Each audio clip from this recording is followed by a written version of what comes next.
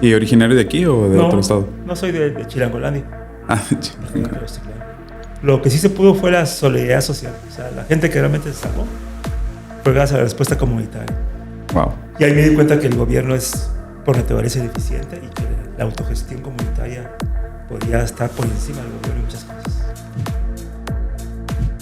Hola, ¿qué tal? Muy buenas tardes. Bienvenidos y bienvenidas nuevamente a otro episodio de Humano Urbano. El día de hoy estoy con el doctor Carlos Martín Vera. En muchos de los proyectos que he realizado está su nombre. Sé que está tras bambalinas. Muchas personas me lo han querido presentar durante bastante rato y no se había dado hasta ahora. Hemos coincidido en proyectos muy similares y pues tengo mucha admiración. Sé que estoy enfrente de un científico con veracidad y que sé perfectamente que cualquier cosa que nos venga a decir acá no es una cosa sacada de la manga, sino es realmente experiencia y otra conocimiento. Entonces agradezco mucho que nos venga a compartir ese conocimiento a todos nosotros. El día de hoy lo jalamos un poquito para acá porque sé que vamos a hablar de la ciudad. Doctor Carlos Vera,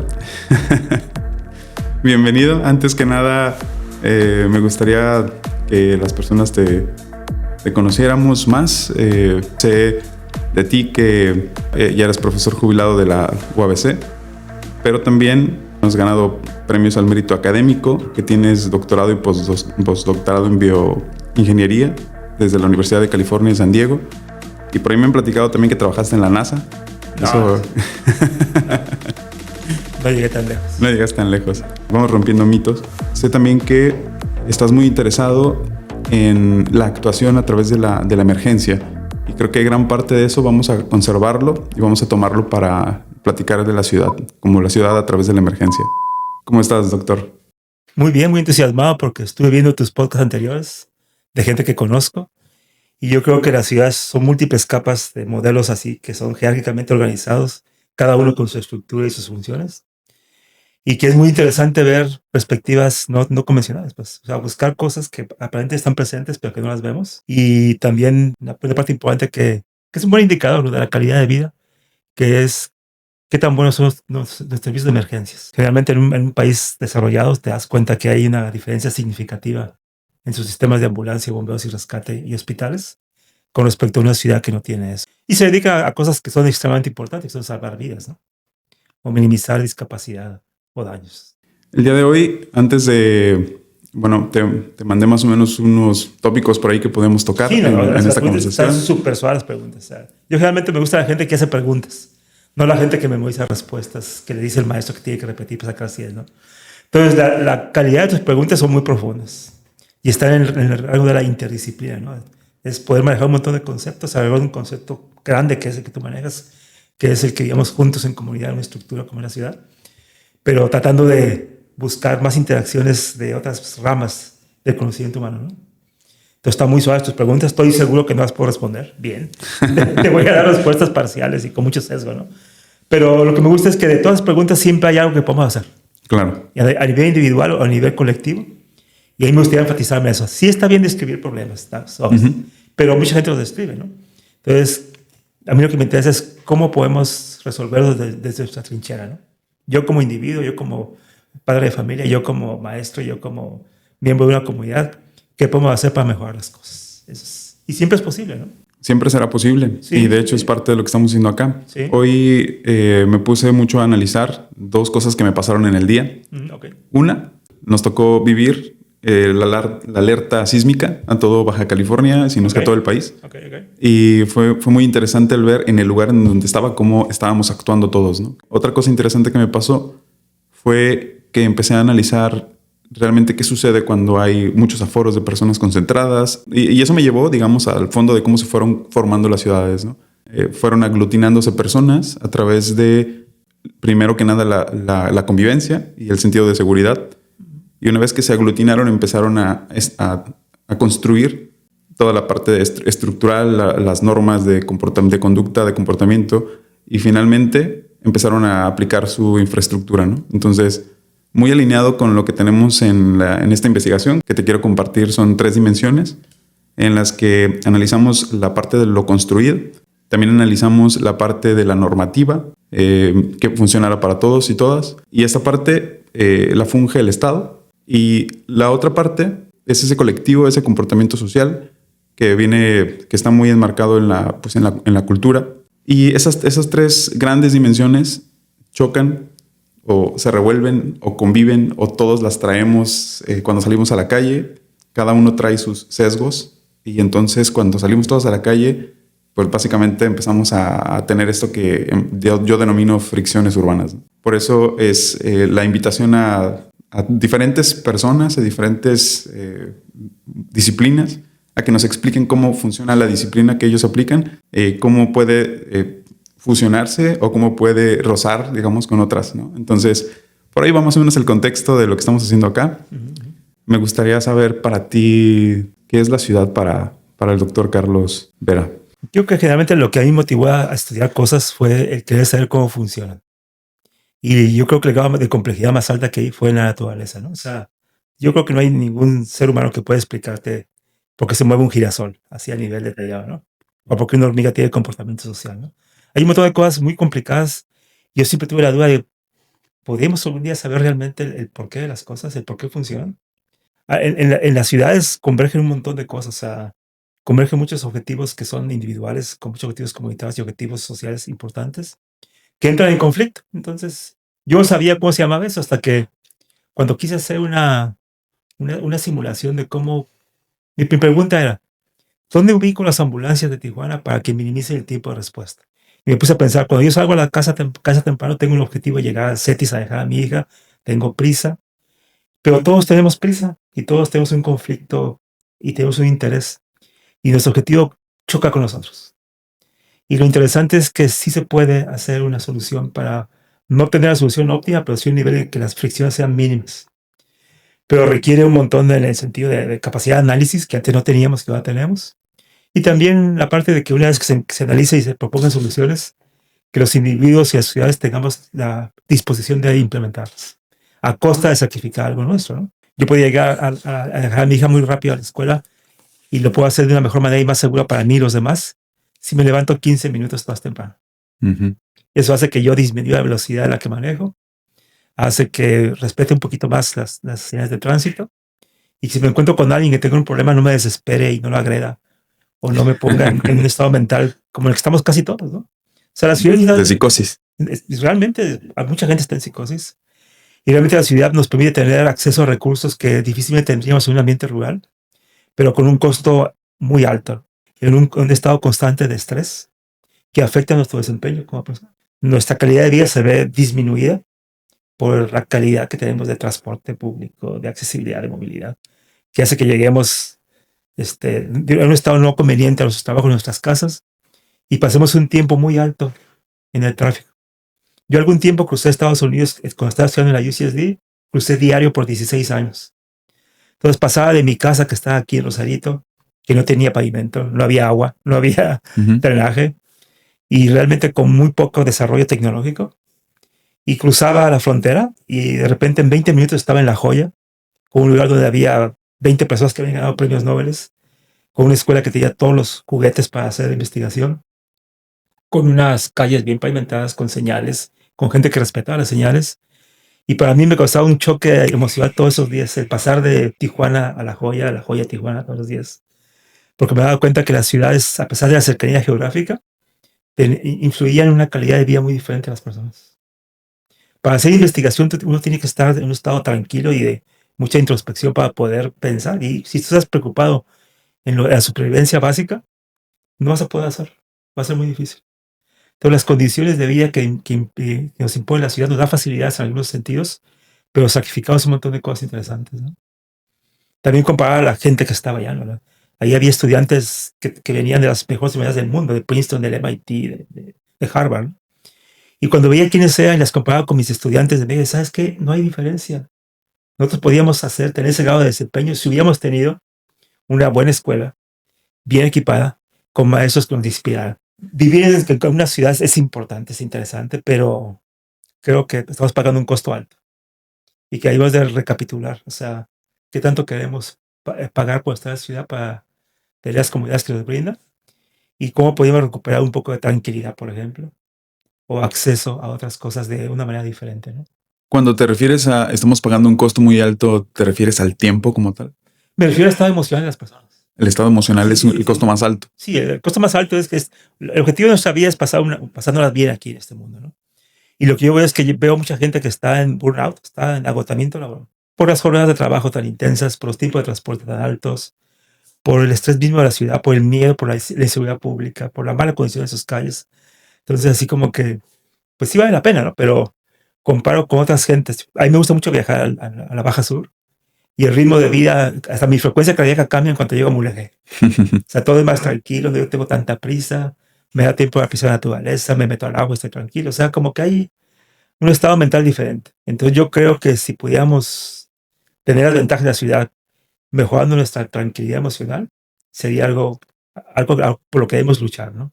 Y lo emocional antes no tenía importancia, ¿eh? Así la gente, yo estaba enfocado en la ciencia y creía que las emociones eran importantes, pero no le di importancia hasta que vino la pandemia y me di cuenta que lo emocional realmente nos rige a todos, ¿no? Todos vivimos a prisa, lo has mencionado, y también que buscamos como este sentido de supervivencia, dejamos de lado el pasarla bien por entrar en la dinámica de estar sobreviviendo.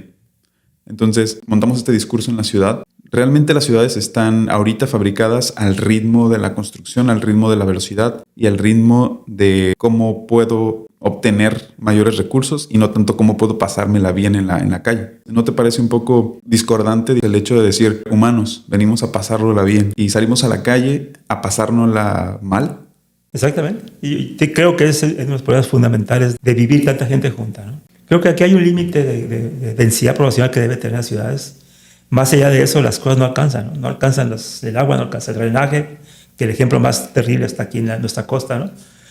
Y no alcanzan los transportes, o sea, y eventualmente en el ramo en el que me he desempeñado algún tiempo, que es en los servicios hospitalarios de urgencia hospitalarios, te das cuenta que después de cierta cantidad de personas en una ciudad, pues los hospitales están completamente rebasados. Yo no había visto, yo he visto varios desastres, ¿no? El primer desastre que me tocó vivir a mí fue cuando fui a la Ciudad de México en el terremoto como rescatador. Sí. Yo no había visto cómo se colapsaba una ciudad y cómo se colapsaba el gobierno. Así, la ineficiencia se vio así cruda, tal como era. Con el beneficio que la respuesta comunitaria lo salvó. Había gente que se autoorganizaba y hacía desde rescates hasta proveer alimentación, agua y más cosas a la gente que estaba haciendo cosas, ¿no? Mi segunda experiencia con las emergencias y los desastres fue en el 94, cuando yo estaba en Protección Civil Municipal y ocurrieron las lluvias terroríficas de enero del 94, que destruyeron en pocas horas la infraestructura urbana y le costó la vida a 34 personas en esos días, ¿no? Y ahí me di cuenta que lo que teníamos en la ciudad, pues no podíamos rescatar a la gente. Teníamos gente que nos hablaba desde sus casas: estoy arriba del techo, me está arrasando la corriente, necesito que me ayuden. Llegaban los bomberos por un lado, los grupos de rescate por otro lado. No podemos pasar. Realmente no tenemos cómo llegar ahí. Tuvimos que pedir apoyo a helicópteros del Coast Guard. Cruzar un helicóptero del Coast Guard nos costó 7 horas de trámites. Porque no era posible que pasaran por ser helicópteros militares de rescate, no podían pasar sin la autorización del Estado Mayor Presidencial y embajada. Entonces tuvimos que hacer trámites en la madrugada para poder pasar los helicópteros. Y ya que pasaron, nos dijeron: ¿sabes qué? En las coordenadas que tienes no hay gente, ni hay casas. Se las llevó la corriente. Ok, vamos a poner un modo de rescate, vamos a poner las coordenadas de gente que veamos muerta alrededor de los árboles. Wow. Entonces, esto no es posible, o sea, no teníamos la topografía, la planeación de la ciudad. Teníamos calles canal, no es posible. Que el concepto de calle canal es algo terriblemente injusto, ¿no? Entonces, es calle en época seca y es un canal en época de lluvias y se lleva a los carros y en sus casas, ¿no? Ese fue mi segundo desastre. El tercer desastre que estoy viendo ahorita es el colapso del sistema hospitalario. Ese es actual. Ese es actual, ahorita no está pasando. Cuando digo esto, la gente que está en el gobierno no le gusta que yo diga que estamos en un desastre, pero desde mi punto de vista, que yo estaba en 2 desastres, este es un desastre sanitario. Yo nunca había visto colapsado el sistema hospitalario a este grado. Citas a años, quirófanos ocupados, médicos y enfermeras en el agotamiento laboral, hospitales repletos con gente en el piso. Debo ser un hospital de guerra, no se debía haber en Tijuana. Y estamos coexistiendo con eso. Y la mayoría no tomamos así como conciencia de eso hasta que nos pasa algo. Claro. O hasta que un ser querido le pasa algo, entonces te das cuenta que cómo es posible que ponga a mi mamá en un mesabanco sentado con un suero cuando esté infartando y no le hagan nada. Te das cuenta de nuestra altísima vulnerabilidad, ¿no? Entonces, el hecho de que se vean así, en situaciones en las que los recursos citadinos son rebasados, que se nos desastre, te das cuenta que la estructura de gobierno como tal no es funcional en ese tipo de cosas. Por ejemplo, cuando ocurrieron las lluvias aquí en Tijuana en el 94, nos dimos cuenta que la estructura del gobierno municipal no permitía atender las cosas eficientemente, por las jurisdicciones, por las competencias. Esto no me toca y eso. Entonces se hicieron mesas de trabajo, mesa de reconstrucción, mesa de evaluación, mesa de rescate, mesa de asuntos legales, donde había gente de diferentes dependencias resolviendo los problemas. Y se instaló en aquel tiempo en la sala de presidentes un centro municipal de operación de emergencia, donde la gente que estaba en esas dependencias se puso en modo de, no te voy a decir que esa es mi jurisdicción, que eso a mí me toca, voy a cooperar para que se pueda resolver. Y ese estado creo que se pudiera, de una manera más o menos adecuada, atender la emergencia. Aunque en las primeras horas mucha gente murió por la mala planificación de nuestra ciudad, por la falta de recursos y por más cosas, ¿no? Entonces, se repite la historia. Durante el COVID también nos dimos cuenta que no teníamos herramientas para hacer diagnóstico. O sea, una enfermedad creada por un virus novedoso, del cual nadie sabía de él casi nada. No había manera de hacer exámenes diagnósticos y asumiendo que hacías el diagnóstico, no había tratamiento todavía para poderlo hacer. Y los hospitales estaban saturados y no tenían ventiladores. Finalmente terminaba uno con problemas respiratorios tan graves que te ponían un ventilador y la cantidad de ventiladores que había en Tijuana eran decenas y la cantidad de pacientes eran miles. Claro. Y no había vacunas. Y nos dimos cuenta que como México tenemos una dependencia tecnológica muy grande. Teníamos que estar en la línea de espera para comprar el equipo de respiración, en la línea de espera para que nos vendieran las vacunas de RNA que se comenzaban a hacer. Y ahí yo descubrí, ¿sabes qué? Necesitamos tener un grado de independencia que gire alrededor de poder hacer que la gente joven se inspire para estudiar cosas de más detalle y le demos los recursos para que eso que estudió lo implementen. Entonces, sí me gusta vivir en ciudad, pero me gusta más vivir en lugares menos densamente poblados, por todo el montón de cosas que implica el que tantos humanos estemos juntos. Estamos ahorita pasando por una emergencia sanitaria en relación a la forma en cómo los médicos ejercen su profesión, con todo respeto para todos los médicos. Y la pregunta es si hacen falta médicos, hace falta infraestructura, o si los médicos están prefiriendo trabajar para el aspecto privado que para el público. Y entonces esto merma mucho la capacidad de reacción y de emergencia. Todo eso, todo lo que dijiste aplica. O sea, ve cuántos hospitales públicos hay en Tijuana. Si tú no tienes seguro social, no tienes ISSSTE ni seguro de gastos médicos mayores, el único hospital que te va a atender va a ser el Hospital General de Tijuana y el nuevo hospital que está por la zona este de Tijuana. No hay más. Y ahí los recursos son pocos. O sea, lo tiene que aceptar el gobierno. Nos falta equipamiento, nos falta material de consumo, nos falta medicamentos. Y las jornadas de trabajo de los médicos es agobiante. Estoy trabajando ahorita como coordinador de enseñanza en el Hospital de la Cruz Roja. Yo llego muy temprano porque tengo que llevar a mi hija a la escuela temprano, ¿no? Y veo llegar a mis compañeros médicos y mis compañeras enfermeras y los veo cansados. Cansados, apenas va a comenzar la jornada laboral. Cansados porque vienen de otro trabajo. Porque casi todos tienen doble o triples turnos. ¿Cómo le pedimos a una persona que está en burnout, en agotamiento laboral, que pueda dar calidad de atención? Va a hacer lo posible por hacerlo, ¿no? Y aparte le damos pocos elementos para trabajar. Es la receta ideal para eso. O sea, es la tormenta perfecta del punto de vista sanitario, ¿no? Pocos recursos, pocos hospitales, médicos agotados, haciendo lo más que pueden. Y también gente que dice, ¿sabes qué? Esto no me conviene y me dedico yo a hacer otras cosas. Medicina que no es para salvar vidas, sino es medicina para hacer otras cosas y que les deje una buena retribución y pues se vuelven para allá y no los puedes culpar, ¿sabes qué? O sea, te entiendo. Sin embargo, ¿quién va a atender esto? O sea, durante la emergencia del COVID hubo un déficit brutal de cirujanos y en Tijuana había suficientes cirujanos, pero estaban ocupados haciendo otras cosas lucrativas. Yo me preguntaba, ¿dónde están los médicos? Yo recuerdo que tenía una amiga que está haciendo su residencia en el hospital de Seguro Social en las 5 y 10. Y una vez me dijo, necesitamos que me consigas oxímetros. Estoy yo sola con una enfermera. Tengo 120 pacientes. Y la verdad, en lo que doy la vuelta, se mueren pacientes. Wow.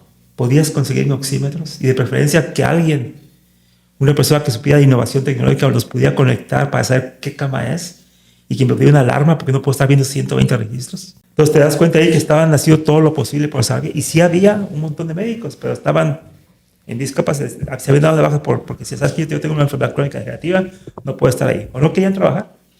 Entonces había unos pocos médicos, unas pocas enfermedades, sacando la chamba de todos los demás. Entonces hay todo lo que tú dijiste, ¿eh? Gente que dijo, yo me cuido a mí, mis intereses, no me arriesgo. Hospitales que no hay suficientes hospitales, no tenemos equipamiento adecuado. Y pues se colapsó el sistema.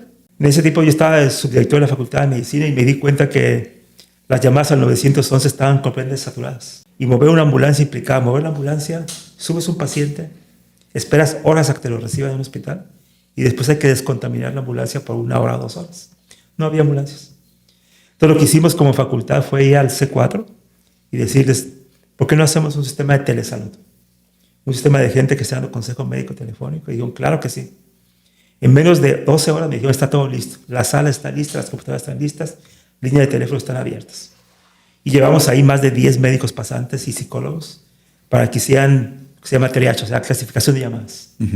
Y también para que le dieran seguimiento a las personas que estaban aisladas o que no sabían qué hacer realmente o cómo tratarse y darles acompañamiento mínimamente, ¿no? Entonces te das cuenta que una emergencia como esa nos exhibió a todos los niveles. Expuso lo que realmente somos. Un país sin tecnología para hacer vacunas, sin sistemas hospitalarios, con pocos médicos, con un sueldo muy pequeño para ellos y con mínimos equipamiento y consumibles. Wow, qué historia. La verdad es que así como está este sistema colapsado, como lo mencionas ahorita, en un estado de emergencia hay, por ejemplo, una parte de las colonias que están al punto del deslave. Este tipo de emergencias en la ciudad y de la forma en cómo está construida nuestra ciudad, ¿qué tú crees que nos revela hacia todos? ¿Qué nos dice? ¿Cómo habla de nosotros? Cuando estuve en Protección Civil Municipal, tuvimos la fortuna de conocer al maestro en ciencias Garcilaso del CICES y tuvimos la suerte que la ONU escogiera a Tijuana como unas sedes para el proyecto Radios, que es un proyecto para evaluación de riesgo sísmico. Entonces nos hicimos esa pregunta, o sea, ¿qué tanto porcentaje de nuestra ciudad está en riesgo ante un terremoto grande? Tomando en cuenta el tipo de terreno, las pendientes, las fallas y todo lo demás, ¿no? Y nos dimos cuenta que el porcentaje era muy alto, que el riesgo... Es todavía. Es todavía, ¿no? Estamos peor todavía, ahorita, ¿no? Entonces yo me puse a pensar, ¿y por qué dejamos construir las cosas en esos lugares? Excelente pregunta. Así, ¿quién regula esto? Y lo que hicimos en aquel tiempo fue hacer una comisión dictaminada de zona de alto riesgo. Pero ahí te das cuenta que los intereses políticos y económicos que gobiernan la ciudad, los políticos, el presidente municipal, el gobernador, no son los que gobiernan la ciudad. Son el grupo de intereses de la gente que tiene aquí inversiones fuertes y que decide, presionando de una manera muy terrible, dónde se construye y cómo se construye, ¿no? Te das cuenta que nuestro grado de vulnerabilidad es extremadamente alto. Se hizo una simulación en el proyecto Radios con un terremoto probable aquí y nos dimos cuenta que si pasara, la cantidad de muertos y heridos iba a sobrepasar las capacidades actuales. Con la experiencia que yo obtuve en el terremoto de México, me di cuenta que atender un edificio colapsado implicaba muchísimos recursos. Entonces, en aquel tiempo hicimos un diagnóstico del Departamento de Bomberos y nos dimos cuenta que si se colapsara un edificio del Infonavit del Río, un solo edificio, consumiría todos los recursos de los bomberos de Tijuana. La realidad actual no está tan lejos de esa, ¿eh? Ha progresado mucho el bombero de Tijuana, pero la cantidad de personal que tiene y equipo no le va a dar si ocurre un temblor de altas magnitudes. No va a ser posible. En la ciudad estamos viendo mucho crecimiento vertical. Estamos viendo edificios muy interesantes, muy bonitos. En la cuestión estética de arquitectura, pues tenemos una ciudad un poco más bella, se puede decir. Sin embargo, es esta misma pregunta, ¿no? ¿Realmente estamos preparados para tener esos edificios bellos y altos y esbeltos? ¿O yo no soy especialista en el tema, pero le pregunté a gente que sabía tengo muchos amigos que tienen especialidad en estructuras. Y no sabe que la estructura está bien, el problema es la geotecnia. Dice, la interacción edificio-tierra no va a permitir que que permanezcan en pie en caso de un temblor de alta intensidad. Y luego si te pones a revisar con detalle cómo tiene el equipamiento, por ejemplo, para atención de incendios en un edificio alto, te vas a dar cuenta que no tiene el equipamiento para hacerlo. Estamos en un estado de altísima vulnerabilidad Cuando se hizo el proyecto Río se preguntaba mucha gente, ¿por qué no escogió la Mexicali? Si Mexicali tiembla más. Sí, Mexicali la probabilidad de sismo es muy grande. En Tijuana es muy baja. Pero la vulnerabilidad de Tijuana por el tipo de construcción, el tipo de terreno, es extremadamente alta. De tal manera que incluso un sismo de menor magnitud, tomando en cuenta todos esos factores, va a generar un riesgo sísmico muy alto. Y continúan las cosas como están ahorita. O sea, yo no veo factible que se pueda refundar Tijuana otra vez. O sea, lo que sería es regular con normas estrictas las cosas que no están cumpliendo por asuntos económicos. O sea, el asunto de maximizar sus ganancias de mucha gente, tanto de grupos políticos del poder como de gente que se dedica a la construcción, hace que sacrifiquen a gente que pues no sabe. Yo le pregunto a mucha gente, ¿por qué compraste ahí? ¿No te das cuenta que aquí se inunda? ¿Cómo que se inunda? ¿Por qué compraste ahí? Si te das cuenta, se te va a caer encima ese talud. La gente no sabe. Y hay gente que se aprovecha de la ignorancia para vendernos a costos altos riesgos. Y eso no es reciente. Y está sostenido por una metaestructura en la que gira alrededor de los intereses económicos. Las personas nos dejamos llevar por la parte estética. Claro, sí. Vemos una parte bonita y pensamos que eso le da valor. Sí. Yo creo que es muy importante que la gente supiera más, por ejemplo, los riesgos hidrometeorológicos, supiera cómo es esa parte de la ciudad cuando llueve. Y también que supiera cómo se comportaría el terreno en caso de sismo. Uh-huh. Y que se cuestionara de una manera muy precisa qué calidad de materiales tiene la construcción. Y se darían cuenta que convergen un montón de factores que hacen que sea una vivienda cara y de mala calidad. Actualmente, ¿cuál es el tiempo de respuesta que tardarían las autoridades y los mismos cuerpos de emergencias en atender? Es una pregunta que me interesó durante mucho tiempo, ¿no? Entonces, por algún tiempo creo que por mucho tiempo estuve yendo a las juntas del Comité Evaluador del C4. La última junta que fui, que me senté, me quedé viendo a la gente y dije, yo soy la única persona que tiene más de 30 años viniendo a estas juntas, como funcionario, como voluntario, desde el punto de vista académico, desde el punto de vista incluso como ciudadano, ¿no?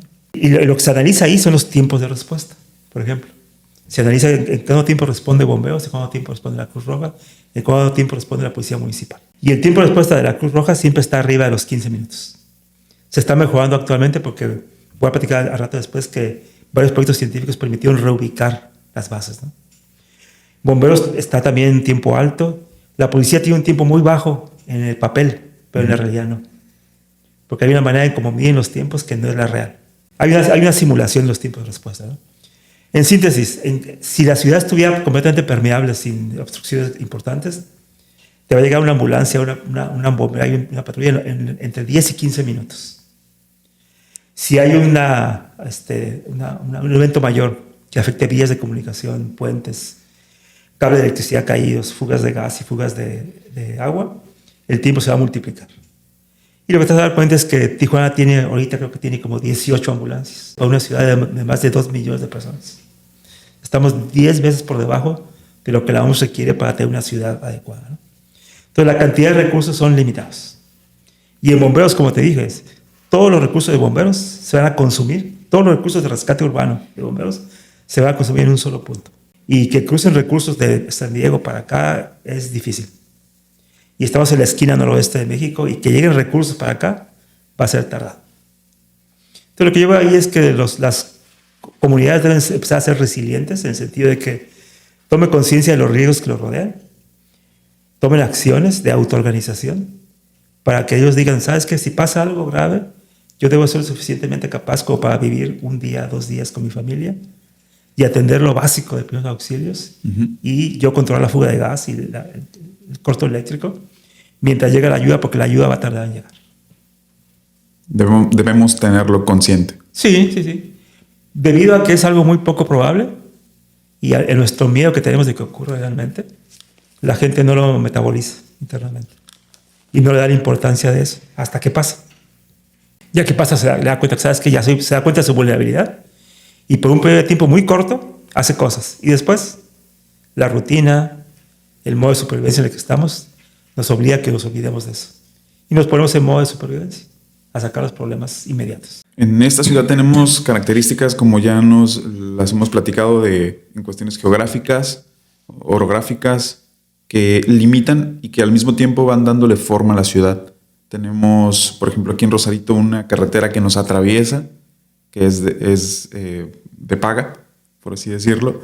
Tenemos en Tijuana un río que nos atraviesa también, que está en concreto y básicamente estos parten la ciudad en dos. ¿Cómo pueden impactar estas formas que tiene la ciudad en la supervivencia de todos los que habitamos aquí? No está pensada para eso.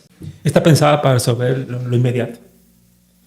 No hemos logrado la estructura organizativa tal para que podamos hacer planeación a ese nivel. Por los costos y por el trabajo que se requiere y el talento que requiere, realmente no he visto muchas ciudades en México que tengan ese nivel de organización. Si se derrumban estos puentes que conectan norte y sur, tenemos alternativas mediante estas rutas. Si tienes una fuga de gas masiva en estas regiones, podemos saber dónde están las válvulas de gas y cerrarlas. De ese tamaño. Te voy a contar una historia que pasó cuando estuve en Protección Civil. Por favor. A mí se me hizo increíble. Comenzó a haber explosiones en la colonia Marrón. De tal manera que una vez hubo una explosión en el sótano de una librería y yo trabajaba en Protección Civil y la pregunta es ¿por qué una fuga ¿por qué explotó ahí? ¿Qué gas había ahí? Nos pusimos a investigar, no tenían mucha instrumentación y sabes que es una fuga de gas, no sé de qué tipo. Le pregunté a la compañía de gas, ¿tienes instalaciones cerca del gas? No, yo no tengo nada que pase por aquí cerca. ¿Ok? Debe ser gas metano, porque antes en esa zona había un rastro y seguramente allá hay un montón de restos orgánicos que generan gas metano. El gas metano se acumuló, salió y explotó. Pues vamos a ver si es cierto. Vamos a buscar una compañía que haga un análisis de espectrometría de masas de gases a ver que nos diga qué gas fue. Se contrató y se encontró que era gas LP, no era gas metano. Le preguntamos a la compañía de gas, ¿dónde están tus instalaciones de gas? ¿No tienes un diagrama de cómo está? ¿Podrás creer que no tiene un diagrama actualizado? Y le preguntamos, ¿dónde está la válvula de cierre de esta calle? Debe estar aquí. Ok, vamos a escarbar y buscar. No estaba. Digo, ¿y quién sabe? El viejito que lo instaló, hay que hablarle. Él te va a decir dónde está la válvula. No sabía dónde estaba la válvula de gas. ¿De qué tamaño era la contaminación? Se contrató una compañía y se determinó que había millones de litros de gas LP contaminado en la colonia Marrón. Millones de litros. Millones de litros de gas LP en el subsuelo. ¿Y cuál fue la actuación ahí? Se tuvo que contratar una compañía para hacer descontaminación. Se tuvieron que reemplazar tuberías. En aquel tiempo las tuberías eran metálicas, se tuvieron que poner estaciones de protección catódica para evitar la corrosión. Y la compañía de gas no estaba contenta por eso. Fue la primera vez que yo supe que se había amparado en contra mía. Se amparó la compañía de gas en contra mía por lo que podíamos hacer en contra de ellos. Le digo, ¿sabes que no has cumplido tu trabajo? ¿Cómo es posible cómo no te diste cuenta de que tienes una fuga de millones de litros? Así, no es posible. Y luego, no tenías diagramas, no tenías protección catódica, no tenías válvulas. Entonces, eso escapó ahorita. Ya está la pregunta. ¿Por qué está habiendo explosiones tan continuas en la colonia Cacho, en la colonia Madero, en la zona centro? Lo que está abajo de la capa de concreto, las tuberías de agua, las tuberías de drenaje, las tuberías de gas, está causando un montón de problemas. Muchos derrumbes son causados por fugas continuas de la Comisión Estatal de Servicio Público de Tijuana. Muchos problemas son causados por mal mantenimiento y mala ubicación de la compañía de gas. Y tenemos un problema brutal de drenaje, ¿no? Entonces, esa capa, la capa del subsuelo, genera riesgos muy grandes, pero están protegidos por intereses políticos y económicos. La cantidad, el poder que tiene la compañía de gas políticamente y económicamente es inconmensurable. Cuando iba a descubrir, renuncié a mi puesto. Lo que me pedían que dejara de hacer era inmoral. Y dije, ¿sabes qué? Tú me estás pidiendo que no cumpla con mi trabajo. Entonces, mi trabajo es detectar riesgos, proponer soluciones y verificar que ocurran. Si no va a ocurrir, me tienes aquí de adorno. Entonces, en aquel tiempo había un subcomité de prevención y verificación en materia de gas, que era la única manera en que podíamos, a nivel municipal, más o menos controlarlos. Pero el problema que era realmente esa jurisdicción de la Secretaría de Energía. No era jurisdicción municipal. Entonces, finalmente los neutralizaron de esa manera. Y ahí me di cuenta que, ¿sabes? Que aquí hay un montón de cosas que pasan que son amortiguadas por intereses económicos y políticos. Yo cuando veo a una persona que la norma director de protección civil municipal, le digo, tome en cuenta que las únicas personas que han metido a la cárcel en México por problemas como han sido a los de protección civil. Te va a dar una responsabilidad gigantesca, con pocos recursos, con poco personal. Y las decisiones que tomes técnicas van a ser supeditadas a intereses políticos y económicos de las personas que están en el poder. Y tú vas a ser el chivo expiatorio con pasión. Y se me queda viendo con cara de, digo, no aceptes ese trabajo. Lo que estás poniendo en juego no nomás es tu bienestar y tu economía, sino el de mucha gente. Hablamos de millones de litros desperdiciados, tirados en fuga. Y por otro lado, en la parte en la que el Estado y sus normativas deberían de poner un control, ¿no es más barato seguir las normas y ser íntegros en cuanto a la información y la transparencia que estar en la opacidad y estar desperdiciando millones de litros, simplemente tapándolo con más la ventaja política? La ventaja de desperdiciar millones de litros para ellos es que el precio del gas lo determinan ellos. Entonces ellos simplemente no están perdiendo. Entonces les conviene no actuar. En aquel tiempo les convenía no actuar. No sé cómo están ahorita las cosas, pero en aquel tiempo les convenía no actuar, porque pues si tenían pérdidas simplemente sumaban a los costos y el que pagaba era el consumidor. El consumidor paga. Sí, entonces ellos no perdían. Claro. Tiene todo el sentido del mundo. Y hablando de este tipo de, por ejemplo, de válvulas, de conexiones y de un atlas y de protocolos y de toda actuación que podemos hacer para que la ciudad funcione mejor, entra de pronto un fantasma que tenemos por ahí en las ciudades, que está para mí entre medio de todas las capas, que le voy a llamar tecnología, porque siempre encontramos soluciones para resolver este tipo de problemas y conflictos en base a la tecnología. Este tipo de tecnologías que se pueden usar son capaces de brindarnos mayor despreocupación, más humanización. ¿Ves la tecnología como una herramienta, o cómo ves tú la tecnología entre medio de todas esas capas? Sí, es una herramienta que tiene que consensarse social y políticamente. Antes de eso quería hablar sobre los atlas, ¿no? Generalmente, si tú ves los atlas municipales y estatales, te das cuenta que son elementos no dinámicos. O sea, no están obsoletos. Uh-huh. Se hacen obsoletos en poco tiempo. En poco tiempo. Entonces, se requiere hacer un esfuerzo por hacer atlas dinámicos. Y yo había pensado algún tipo hacer un atlas de tiempo real, ¿no? Y me di cuenta que hay muchas trabas para hacerlos. Hablando de lo que a mí me interesa, dije, hay atlas para localizar riesgos geológicos, hidrometeorológicos, químicos y demás. Digo, ¿por qué no hay atlas para detectar zonas de accidentes? Porque si le preguntas a los policías, a la gente de la Cruz Roja y Bomberos, te va a decir, en esa curva se han matado un montón de gente. Claro. En aquel tramo de tal lugar pasa un montón de choques de frente. En tal lugar atropellan a la gente.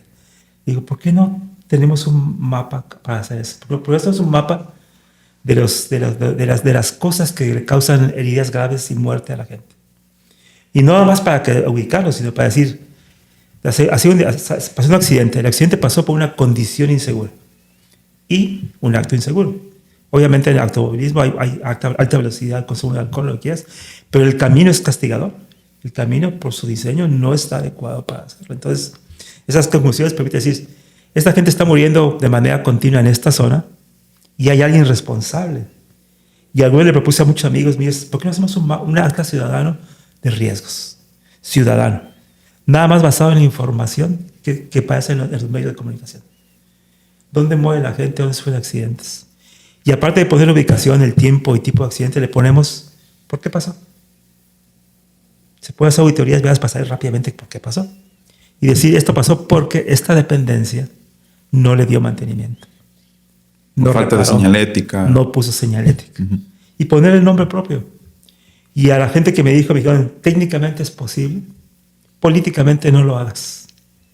Si tú haces eso, el costo individual que va a tener en ti va a ser muy alto. Porque vas a exponer de una manera cruda las incompetencias del gobierno. No es casualidad que no existe en el municipio de Tijuana un Consejo Municipal de Prevención de Accidentes. El COMUPRE debería estar instalado. Van 2 trienios que no se instalan. Uh-huh. No es casualidad. En el momento que lo instale, va a tener la obligación de ubicar la zona de accidente y va a tener la obligación de empezar a hacer cosas. Es una estrategia gubernamental, es no instalar los comités, ni el estatal ni el municipal de prevención de accidentes, porque va a implicar que reconozcan el problema y que se le ponga el nombre propio a la solución y se responsabilice a una dependencia y su funcionario por no haber hecho las cosas. Hablando de protocolos, cuando hay un incidente mayor, todos te van a decir, seguimos el protocolo. Te pido que le digas a esa persona, ¿me puedes mostrar el protocolo? ¿Cuál es? Te vas a dar cuenta de que no existe. Que el protocolo existe en sus cabezas Y si lo comparas el protocolo del turno 1 de bomberos con el turno 2 y el turno 3, son diferentes. Y te digo porque he trabajado en eso. Son protocolos incipientes. Los que hay, que están empezando a hacer, todavía no se han difundido de manera adecuada, no se ha capacitado al personal para que los enforce y no hay supervisión de desempeño. Entonces tenemos un déficit importante en la gestión de procesos. Hacer protocolos de acuerdo, muy bien, hay que socializarlos, hay que educar a la gente que va a implementar y hay que supervisar, retroalimentar y mejorarlos. Y eso no está pasando ahorita. Estamos en vías de hacerlo, ¿no? Pero yo tengo 30 años trabajando en esto y está ocurriendo a una velocidad que yo no voy a poder verlo, estoy seguro. Uh-huh. Y el otro asunto es que dices, la tecnología podrá ayudar. Yo me he dado cuenta que sí puede servir, pero hay que hacerlo de tal manera que no sea intimidante. Porque la ciencia, cuando se la presentas a un político, si no la entiende, te la va a bloquear. No la va a implementar. Entonces, hablando de un problema particular que en aquel tiempo yo estaba viendo, lo que te comenté yo, ¿no? Mi problema es, tenemos tiempos de respuesta muy altos para que la ambulancia llegue a un lugar. La pregunta es, ¿dónde ubicamos las ambulancias de acuerdo a los diferentes días, densidades de tráfico y demás, para que minimicemos el tiempo de respuesta? Y me di cuenta que ese era un problema de optimización matemática muy complicada. Pedí ayuda a gente tecnológico y se resolvió. Y después de 2 estudiantes de maestría y 2 de doctorado, se publicó la solución. Y lo más interesante es que la solución se le presentó a la Cruz Roja. Lo vieron y dijeron, ok, ¿me recomiendas que ponga una base ahí en la Sexta? Y está bien riesgosa, pero la voy a poner. ¿Me estás diciendo que ponga una base en el Pacífico? Y lo hicieron. Y obviamente que comprar un lugar era difícil. Lo que hicieron fue hacer contenedores y movieron contenedores a los puntos que el modelo matemático había dicho y se están mejorando los tiempos de respuesta en función de eso. Ese fue el ejemplo en el que yo vi que la ciencia, que nos costó 4 años obtener la solución y mucha gente trabajando en eso, cuando se le presenta de manera adecuada a los tomadores de decisiones, sí pueden hacerlo si tienen ganas de hacerlo, ¿no? También lo vi durante el COVID. Durante el COVID nuestra gente de la UABC estaba recibiendo llamadas de emergencia de COVID y dando seguimiento. Y nos dimos cuenta que había como un patrón de que estaban llegando llamadas de ciertas zonas de la ciudad. Yo no sabía cuál era la relación. Entonces fuimos con la gente del COLEF, con el doctor Agustín Sánchez, nos dijo, ¿sabes qué? Yo tengo un mapa de vulnerabilidad social. Pásame tus datos, lo cruzamos con mis datos, vamos a ver si está correlacionada las llamadas de urgencia con la vulnerabilidad social. Y resultó que estaban perfectamente correlacionadas. Y le dijimos, ¿qué hacemos con esta información?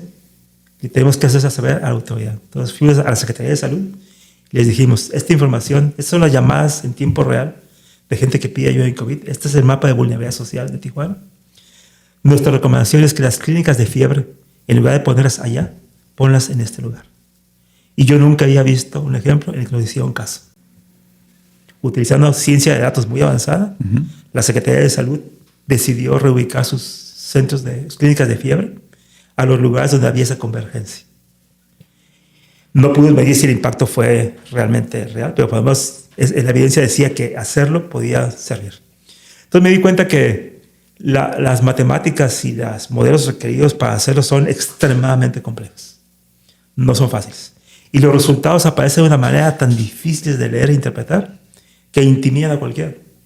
Entonces lo que hay que hacer es, hay que empezar a utilizar más y más ciencia de datos y empezar a poderlas representar de una manera que sea sencilla para el tomador de decisiones, ver los patrones y las acciones que hay que hacer. Y se pueden hacer incluso simulaciones. Hicimos simulaciones. ¿Qué pasa si ponemos la base aquí? ¿Qué pasa si la ponemos allá? ¿Cómo va a quitar el tiempo de respuesta? Entonces, hicimos simulaciones. En lugar de hacer las cosas en tiempo real o con recursos reales, hacerlos en sílico, en computadora. Y ahí me di cuenta que había una gran oportunidad de empezar a utilizar datos. La gran ventaja que tenemos ahorita de la ciencia de datos y la inteligencia artificial, que eventualmente va a permitir encontrar y darle coherencia a un montón de cosas que aparentemente no están conectadas. No va a encontrar la relación causa-efecto, pero va a encontrar la relación de correlación. Y con eso es suficiente. En el mundo científico nos gustaría encontrar las explicaciones mecanísticas de por qué ocurren las cosas y las causas y efectos. Pero si no lo podemos lograr, con las correlaciones tenemos. Es suficiente. Y con que se comience a utilizar eso. Y para que la decisión no sea política. Yo pienso que debe hacer tal cosa. No. La evidencia científica me recomendó esto. Vamos a probarla. Porque también los modelos se equivocan. La verdad que tenemos es que tenemos modelos que tienen capacidad regenerativa para aprender sus errores. Y hoy estamos en una posición, así como estamos en un desastre sanitario, estamos en un momento de revolución. La ciencia de datos y la inteligencia artificial va a permitir a los tomadores de decisiones en todas las áreas, en el área de la salud, de la economía, de la infraestructura, cambiar los enfoques. No va a ser la solución perfecta y no va a establecer la relación causal, pero va a permitir mejorar lo que estamos haciendo. Pero eso implica que la gente que llega al gobierno sean personas que hayan tenido acceso a educación y que les permita interpretar eso. O que si no lo pueden interpretar, que le piden ayuda a asesores que realmente sepan, no sus parientes, sus amigos, sino para que les ayude a decidir de manera correcta. Ellos no pueden saber todo, estamos de acuerdo. Pues sí deberían rodearse de gente que tuviera un poquito más de capacidad técnica. Y ellos manejan lo político y conjugan ambas cosas para tomar decisiones. Entonces yo lo que yo veo ahorita es una gran esperanza. Yo cuando hablo, es muy fatalista. Soy fatalista porque describo los hechos, pero también te quiero decir que hay soluciones. Y las soluciones son a muchos niveles. O sea, no todo está en manos del gobierno. Muchas soluciones importantes están a nivel individual y a nivel familiar y a nivel comunitario. Salir de nuestro marasmo y de nuestra área de confort y comenzar a hacer cosas por el bien común. Voy a rescatar una que me llamó mucho la atención. Otra vez surge la parte de actuar en colectivo, que los modelos matemáticos son muy complejos y que pueden abrumar a cualquiera, ¿no? Si juntamos estas dos partes de lo colectivo y el modelo matemático, nos da como resultado que todas las actividades que suceden en la calle realmente pueden medirse. ¿Cuál ha sido el reto más grande para calcular cantidades de incidentes, tener hospitales más accesibles? ¿Cuál ha sido ese reto más grande? ¿La recolección de información o la misma tecnología? La información existe, pero existen diferentes estructuras de base de datos. Por ejemplo, hablando de accidentes, si tú quieres dar seguimiento así puntual a lo que está pasando, tienes que tener acceso a la base de datos del C4, de reportes del 911. Después tienes que tener acceso a las bases de datos de despacho de ambulancias, bomberos y policía. Y después tener acceso a los formatos de atención médica prehospitalaria de las ambulancias, a los formatos de peritaje de la municipal, a los reportes de servicio de bomberos. Y después a los archivos hospitalarios de esos pacientes. Y el problema es que todos están en diferentes estructuras de base de datos que no son compatibles. No eran compatibles antes. Ya está comenzando a trabajarse para que sean compatibles. Hay un proyecto de un estudiante de Ensenada de la UAS que está tratando de hacer eso. Juntar diferentes bases de datos para tener un seguimiento realmente puntual de un incidente. Desde que ocurrió, desde que lo notificaron, hasta que la persona salió caminando al hospital. Entonces un problema está en que el acceso a la información. Si le piden información a las entidades de gobierno, te hace una sorpresa grande. Yo la pedí hace años, 20 años. Le pedí al C4 información para hacer eso y me dijeron que sí, pero no me dijeron cuándo. Claro. Cuando hicimos el sistema de telesalud me dijeron que sí y sí no la dieron. Y condicionada. Y ahí nos dimos cuenta que había muchas oportunidades. Había que limpiar la base de datos y hacer muchas cosas que lo hizo gente del tecnológico, ¿no? Pero el problema es que necesitamos interconectarla con otras cosas y las otras entidades no te prestaban su base de datos. Pídele al Ministerio Público que te dé la base de datos de sus casos legales de accidentes vehiculares a la Fiscalía, no te lo va a dar. Pídele a la Cruz que te dé sus reportes de accidentes hospitalarios, no te lo va a dar. Pídele a bomberos, o sea, no, ni un proyecto académico no lo va a hacer, un proyecto intergubernamental tampoco, porque la esfera municipal, estatal y federal no tienen buenas relaciones.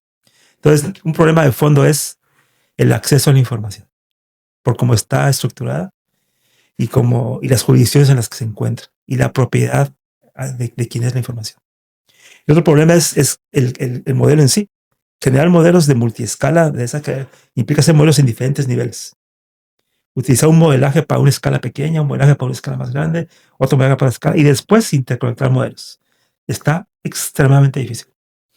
Yo no había entendido ese asunto hasta que estuve en la Universidad de California en San Diego estudiando bioingeniería. Y ahí me interesaba estudiar realmente cómo funcionan las células. Y me di cuenta que la célula es una pequeña ciudad.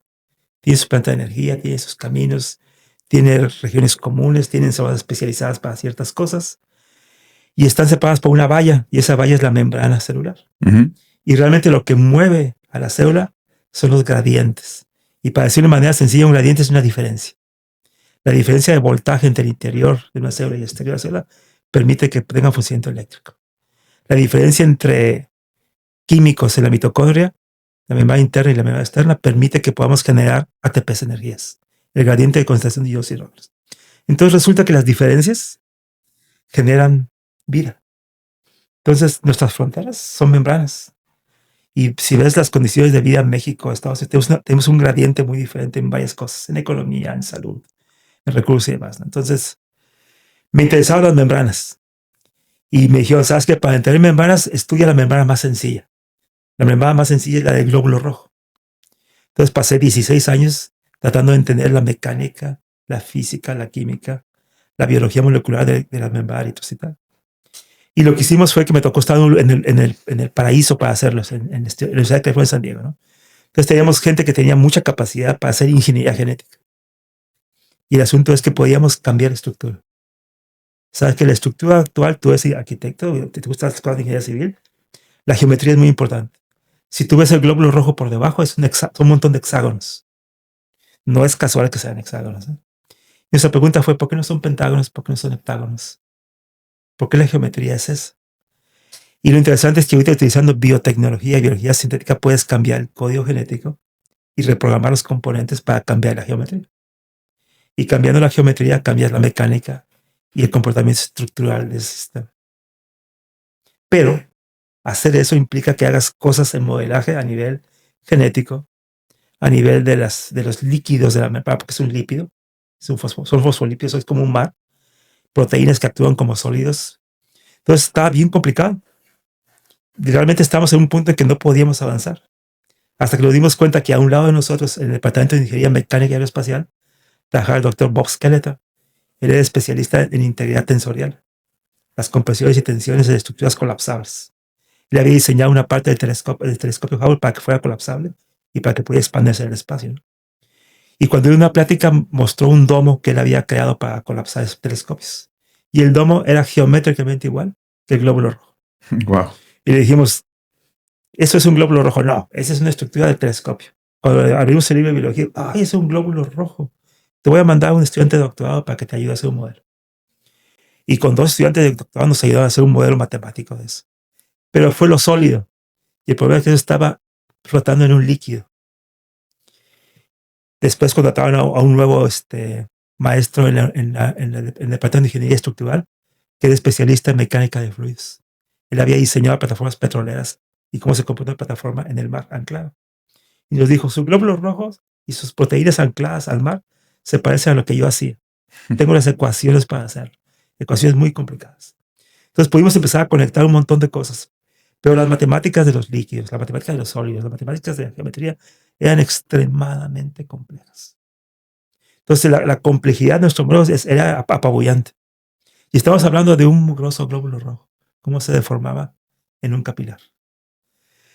Eso extrapolado al mundo macro, al mundo de los metros, que es el mundo de las ciudades, o al macrocosmos, que es el mundo de las divisiones mayores, implica el tener que usar modelos para describir una cosa muy complicada, y te va a poder describir muy bien esa cosa aislada y la otra cosa aislada. Cuando quieras conectar esos modelos, vas a tener que usar otro modelo jerárquico superior en arquitectura molecular o estructura de relaciones que permita correlacionar a esos. Y eso antes era extremadamente complicado. El doctor que trabajaba en ingeniería hidráulica haciendo plataformas dijo, yo puedo hacer su simulación de uno solo de sus proteínas. Ahí tienen 33,000. Voy a hacer la simulación de una, pero voy a tener que tener acceso al San Diego Supercomputer Center para poder simular 30 femtosegundos de cómo se mueven esas cosas. Entonces, estamos hablando que se utilizó una supercomputadora para poder simular el movimiento molecular de un pedacito de un glóbulo rojo. O sea, la cantidad de cómputo requiere extremadamente alta. Estoy hablando de los 2000, ¿eh? Okay. Ahorita, en el 2020, las cosas han cambiado significativamente. Sí. Tenemos acceso a tecnología mucho más veloz, con mucha capacidad de cómputo en paralelo, computadoras cuánticas que prometen hacer cosas increíbles a nivel de cantidad. Entonces, el problema de la cantidad de cálculos que se requiere para sincronizar los semáforos de Tijuana, que es un problema muy complicado, se va a poder solucionar en los próximos años. Lo técnico. Ahora, lo social, espérate tantito, es otro lado. Entonces, tenemos una esperanza increíble, ¿no? Vivimos en un mundo privilegiado. O sea, yo cuando estudiaba ciencia había pensado que la ciencia había alrededor de 2 cosas importantes que es. lo que se llama ingeniería de tejidos, que esta es la capacidad de reprogramar células madre y hacer que una célula madre se convierta en páncreas, que se convierte en neuronas, y ofrecer esperanza a gente para poder solucionar problemas muy graves. Mi otra predicción era la biología sintética. El poder reprogramar células, cambiar su código genético para que sean cosas útiles para los humanos. Una de mis opciones es hacer lo que dijo la OMS, la Organización Mundial de la Salud, dijo, si tuvieras que hacer una cosa en tu vida, ¿cuál es la cosa que tiene más impacto? Y yo determinaba en base a evidencias que lo que puedes hacer que tenga más impacto es empowering girls, empoderar niñas. Oye, ¿por qué no niños? Porque las niñas se preocupan de que la próxima generación tenga mejores condiciones o iguales que las de ellas. Los hombres sí llegan muy lejos, ¿de acuerdo? Pero la niña llega muy lejos y trata de que sus descendientes lleguen más lejos que ella. Entonces aquí en Tijuana hay un montón de chicas y jóvenes brillantísimos, subutilizados, en escuelas donde no les dan clases, donde el maestro no va, donde dan clases de muy bajo nivel. Y no es porque sean tontos, es porque tenemos un sistema escolar también desastre. Aparte del desastre sanitario, nuestro otro desastre importante en el largo plazo más terrible es el desastre académico. Otro colapso, otro sistema colapsado. Conforme vamos platicando, la conversación se va moviendo de un punto al otro y eso es padrísimo porque conecta mucho con un poco la estructura que ya habíamos platicado. Me gustaría rescatar nuevamente la parte en la que pones a las personas de la siguiente generación como primeros en avances. Y creo que te lo agradecemos todos los que hemos sido alumnos y tenemos estos profesores o maestros indiscutiblemente inspiradores. Y en cuanto a la tecnología aplicada a esta parte de la arquitectura, bueno, últimamente se ha estado trabajando en arquitecturas paramétricas que modelan muy bien cuestiones matemáticas. Vamos a meternos un poquito ahí en la bioingeniería, que sé que también es otro de tus campos de dominio, en donde ya nos dices, por ejemplo, cómo se modeló un glóbulo rojo, cómo el avance de la tecnología ha ayudado para que actualmente estos modelos puedan crecer más y sobre todo con inteligencia artificial. Cuando ya tenemos todo este avance, una visión de una generación que puede intervenir mucho mejor y utilizar mejor las herramientas, ¿crees que sean suficientes estas dimensiones para avanzar? ¿O existe alguna otra dimensión que realmente debería analizarse como parte de los estudios de urbanismo y de construcción de ciudadanía y que valga la pena estudiarlo? Claro. Hace unos meses la Universidad Iberoamericana abrió la carrera de medicina. Organizó un congreso de innovación y calidad. Y yo vi los temas y dije, los temas están interesantes. ¿Quién va a hablar? Y cuando me di cuenta de quién iba a hablar, dije, no me puedo perder estas pláticas. Estaba hablando Julio Frank, que fue secretario de Salud, que es actualmente rector de la Universidad de California en Los Ángeles. Estaba el doctor Ruelas, que había sido subsecretario de Innovación Tecnológica en Salud, presidente del Colegio de Medicina de México, secretario del Consejo de Salubridad General. Gente muy competente. Y dije, van a hablar de tecnología, van a hablar de innovación. Y no hablaban de eso. Hablaban de que la nueva frontera en la atención médica no es la tecnología, es la atención humana. Y en particular el doctor Enrique Ruelas desarrolló una certificación de atención humana en salud que establece esa prioridad. Y dice, sirve de mucho que hagamos buenos diagnósticos, buena terapéutica, pero si no damos a la persona el trato humano que merecen, nos estamos devaluando como especie. Entonces lo que yo veo que debemos poner ahí es la dimensión humana. Darle el justo valor a las emociones y el buscar mecanismos para poder tratarlos bien entre todos. O sea, no estar en un modo de constante agresión y de confrontación. Esa parte creo que es muy importante para superar esa calidad de vida. No va a ser importante que tengamos grandes casas, grandes transporte público y muchas cosas de tecnología e innovación si nos tratamos mal entre seres humanos. Yo creo que la parte que es esa, entonces, lo interesante de esta iniciativa es que dio parámetros de cómo hacerlo. Esa certificación te enseña cómo ser empático. A ti como médico no te dicen que debes ser empático, pero no te enseñan cómo hacerlo, ni qué tienes que hacer. Claro. Y no se mide, y no te dan retroalimentación, y no te dicen, el parámetro es este, tienes que estar en este estándar de atención. Entonces yo creo que en todas las esferas, ve una oficina de gobierno y la queja va a ser, no lo técnico, es cómo te trató Cómo el te funcionario. Ve a un hospital y el asunto no va a ser el diagnóstico, va a ser, me trataron muy mal. No me dieron información de cómo estaba mi papá ahí. Tiene 2 meses, tiene 2 semanas, no sabía casi nada. O me lo dicen en un lenguaje que no entiendo. O me tratan mal. Entonces ve a donde quiera y el principal causante de molestia o disconfort no es el asunto técnico, es el asunto humano. ¿Por qué nos tratamos de una manera mejor? Ese sería el asunto. Y eso hay que enseñar. O sea, no hay que asumir que todos podemos ser amables. Todos quisiéramos, yo quiero ser amable, pero mi temperamento es medio reservado, ¿no? Entonces me dice, ¿por qué no saludo al doctor? Pues no saludo porque no quiero interrumpir a la gente, pero la gente piensa que es porque soy grosero. Y me doy cuenta que tengo que saludar. Tengo que aprender eso. Tengo que saludar. Y tengo que aprender a decir las cosas buenas. En la carrera de medicina, como está muy jerarquizado, generalmente las personas tratan de establecer su jerarquía y su autoridad humillando al otro. Y la humillación es una herramienta de enseñanza. Y está terrible eso, hay que cambiarlo. Entonces, eso pasa en muchos ámbitos. En muchos ámbitos. La jerarquización y el autoritarismo genera todo eso. Entonces, la gente que tiene poder trata de hacer que se vea, ¿no? Entonces, pues, simplemente ser más humilde sea algo que nos serviría de mucho, ¿no? Y desarrollar empatía hacia el otro, ¿no? Pero no la empatía de que, entiendo cómo te sientes. Entiendo cómo te sientes y quiero hacer algo por ayudarte. O sea, la palabra empatía en español está limitada a ese asunto. Compassion en inglés implica que sientes empatía por la gente, pero que estás dispuesto a hacer algo por cambiar esa circunstancia. Entonces, a lo que yo le apuesto es eso, ¿no? En que las nuevas generaciones desarrollen empatía y que generen acciones para que esa cosa por la que está pasando esa gente se la reduzcamos. Ese sufrimiento innecesario. Yo entiendo que la gente que está en las universidades públicas tiene mucho trabajo, pero podría ser amable, un poquito más amable. Podríamos traducir esto que acabas de mencionar como que esta empatía o esta dimensión humana es el hilo tejedor y conductor de las diferentes capas de la ciudad y también de las fricciones que se puedan generar entre unos y otros. Realmente podría ser como la respuesta clave. Sí. La manera en el tráfico de ser más empático es levantarme más temprano para salir 15 minutos antes de mi casa.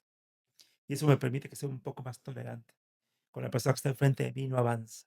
O con la persona que está a punto de chocarme y que no responde de manera violenta. Y voy a dar mi velocidad para no generar riesgos necesarios. Y cuando llego al lugar donde voy, llego menos aprensivo. Entonces, una cosa tan sencilla, pero la pregunta es, ¿por qué no dormimos más los humanos? ¿Por qué no dormimos más? Pues sí, o sea, ¿por qué no dormimos lo suficiente? Ajá. Pregúntale a casi cualquier persona y te va a decir que tiene déficit de sueño. Sí, es correcto. ¿Y por qué no te duermes temprano? Porque estamos pegados a una pantalla que nos está dando satisfacciones inmediatas. La mayor parte de la gente no se duerme temprano porque está ocupado viendo, se está inyectando dopamina a través de las redes sociales. Y eso implica que descanses poco, te levantes de malas y llegas tarde. Y tarde. Sí, entonces sería interesante tratar de moderar ese uso de redes sociales y también decirle a la gente que se levante 15 minutos antes o que salga de su casa 15 minutos antes. Nada más es accionar, a ver cómo cambian las cosas.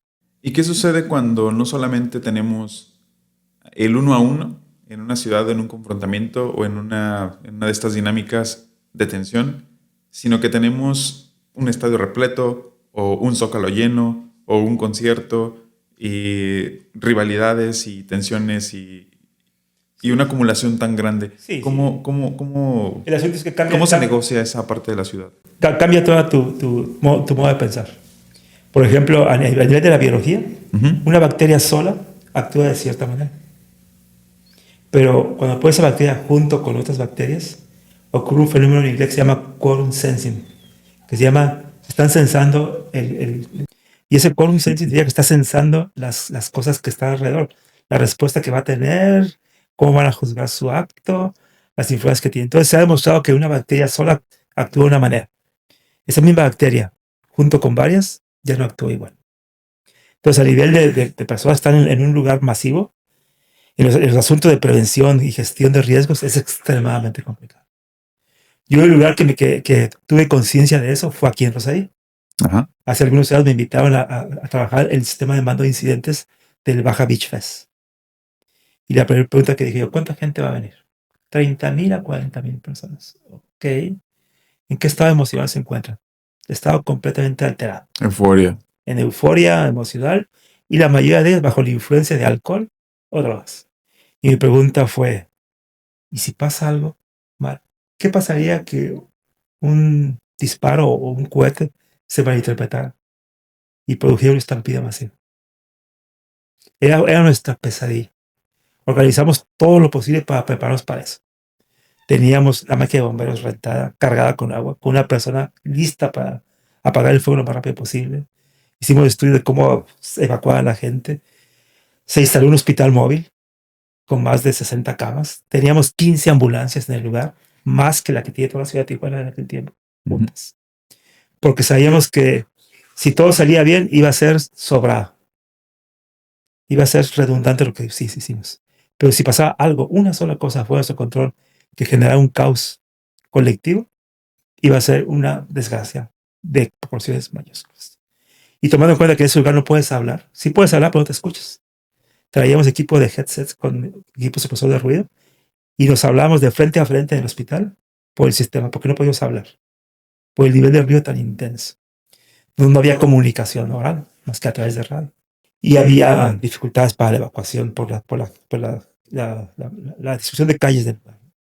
Entonces ahí me cayó el 20 de que cuando se hacen eventos masivos, realmente hemos tenido mucha suerte que no pasen cosas malas. Porque realmente una falsa alarma o un evento que sea malinterpretado puede generar una desgracia terrible. A esto que mencionabas del comportamiento de una bacteria cuando está en convivencia con muchísimas más, que cambia, lo traspolamos a la humanidad. ¿Cómo se podría llamar ese fenómeno? Ay, no sé. Creo que en la UABC hay un psicólogo que tiene especialidad en eso, el control de masas. No recuerdo su nombre. Pero alguna vez lo escuché hablar y dije, ok, o sea, está hablando de los porqués, ¿no? De cómo cambiamos nuestro actuar cuando estamos con más gente. Y cómo hacemos cosas que nunca seríamos capaces de hacer. O sea, tú ves un adolescente solo, no es capaz de fumar. Pero un adolescente con un grupo de amigos es capaz de fumar, tomar, usar drogas, hacer un montón de cosas porque da bien con la aceptación que tenía, ¿no? Entonces, los humanos no somos bacterias, somos infinitamente más complicados que eso. Entonces, hay muchas cosas más que nos motivan a cambiar nuestro modo de ser. Pero sí se ve una diferencia significativa en cómo actuamos y somos en nivel individual a cuando estamos en masa. Cuando tenemos un COVID, que se nos presentó hace algunos años, se evidenciaron varias cosas. Una, por supuesto, es la falta de las capacidades humanas para atenderlo, de infraestructura, pero también evidenció otra cosa que nos gusta hablar en este espacio, que es de la justicia.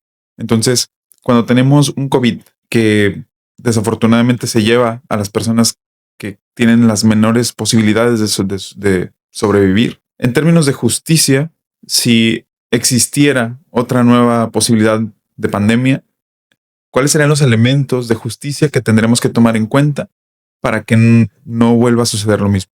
Ve ahorita a un hospital público. En esos hospitales hay dos tipos de pacientes nada más.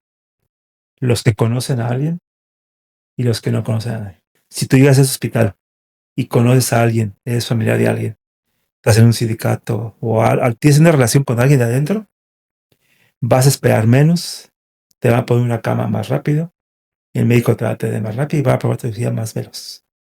Si tú llegas con una persona a la que no conoce a nadie, estás powerless, completamente indefenso. Vas a tener que esperar horas, vas a tener que estar en lugares inadecuados, sin atento. Entonces, eso no es justo. Entonces, ahorita en este momento el trato al paciente es injusto, porque hay una gran diferencia entre quien conoce y quien no conoce a alguien. También hay una diferencia entre lo económico. Cuando cambió la UABC de dar clases de allá, no, a darlos allá abajo en el Palacio de Gobierno estatal, le pusieron el nombre que se llama CUES, Centro Universitario de Estudios para la Salud. Les llevaba clases a mis estudiantes, les decía, ¿ustedes qué quieren ser médicos? Ok. Miren a la izquierda. Van a ver ustedes aquí torres donde la atención médica es de primer mundo. El equipamiento completo. el médico con subespecialidad o alta especialidad. Ahora voltea a la derecha y a 2 cuadras está el Hospital General de Tijuana. Van a ver el contraste. ¿En qué mundo quieres ser médico? Y la mayoría me dijo, en el mundo de acá, en el mundo de los privilegiados. No quiero batallar. Quiero darle a mi paciente lo mejor que pueda. Pero eso implica que la gente que no tenga recursos no va a recibir el tratamiento que merece. Eso no es justo. Entonces hay injusticia desde el punto de vista económico y la otra es la injusticia de networking o de contactos. Eso está hablando de la atención médica común y corriente. Ahorita. Imagínate colapsado el sistema. Nos pasó. O sea, ya nos ocurrió. Yo cuando vi la pandemia dije, después de esta pandemia, el sistema médico mexicano va a cambiar radicalmente. Nos pasó lo peor. Y no cambió. Y no cambió. No cambió. No había ventiladores. Y lo más increíble es que había muy pocos médicos que sabían usarlos. Había un problema educativo. Había un problema de recursos. No teníamos vacunas. No había procedimientos no había procedimientos para poder reesterilizar mascarillas. En esa época una mascarilla N95 era el producto más preciado. Se llegó al extremo de que tuvimos que buscar cómo hacerlo y lo que se hizo fue las mascarillas limpiarlas, ponerles rayos ultravioleta de cierta longitud de onda para matar los virus y reciclarlas. Porque no había recursos. A ese tamaño estábamos. O sea que en caso de una pandemia de grandes proporciones, estamos en la indefensión. Porque nuestro sistema de hospital ya está colapsado ahorita. Sin necesidad. Yo entiendo que un sistema de salud universal no es viable económicamente para la mayoría de los países. Hay países que lo pueden soportar, pero no si tengan la cantidad de gastos que tenemos en México. Pero ni Estados Unidos tiene un sistema de salud universal. Hay acceso mal que bien y tardado a algunas cosas, ¿no? Pero en el caso de una pandemia mayor va a ser un desastre total. La mortandad va a ser grande. Y eso no es de ahorita. O sea, se ha demostrado que lo que controla la población humana son generalmente los virus y bacterias. Entonces, en 1920, la gripe española mató a 50 millones de personas. Una gripe que no había diagnóstico y no había tratamiento. Y afortunadamente en aquel tiempo no había tantas vías de comunicación. Y aún así muchos países se contaminaron. Entonces, cíclicamente los humanos nos reproducimos a niveles tan altos y los virus nos ejercen autocontrol, nos están controlando, ¿sabes?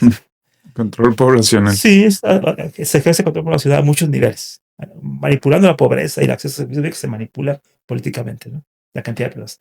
Pero también la naturaleza nos controla también. Y una pandemia es un sistema biológico de control.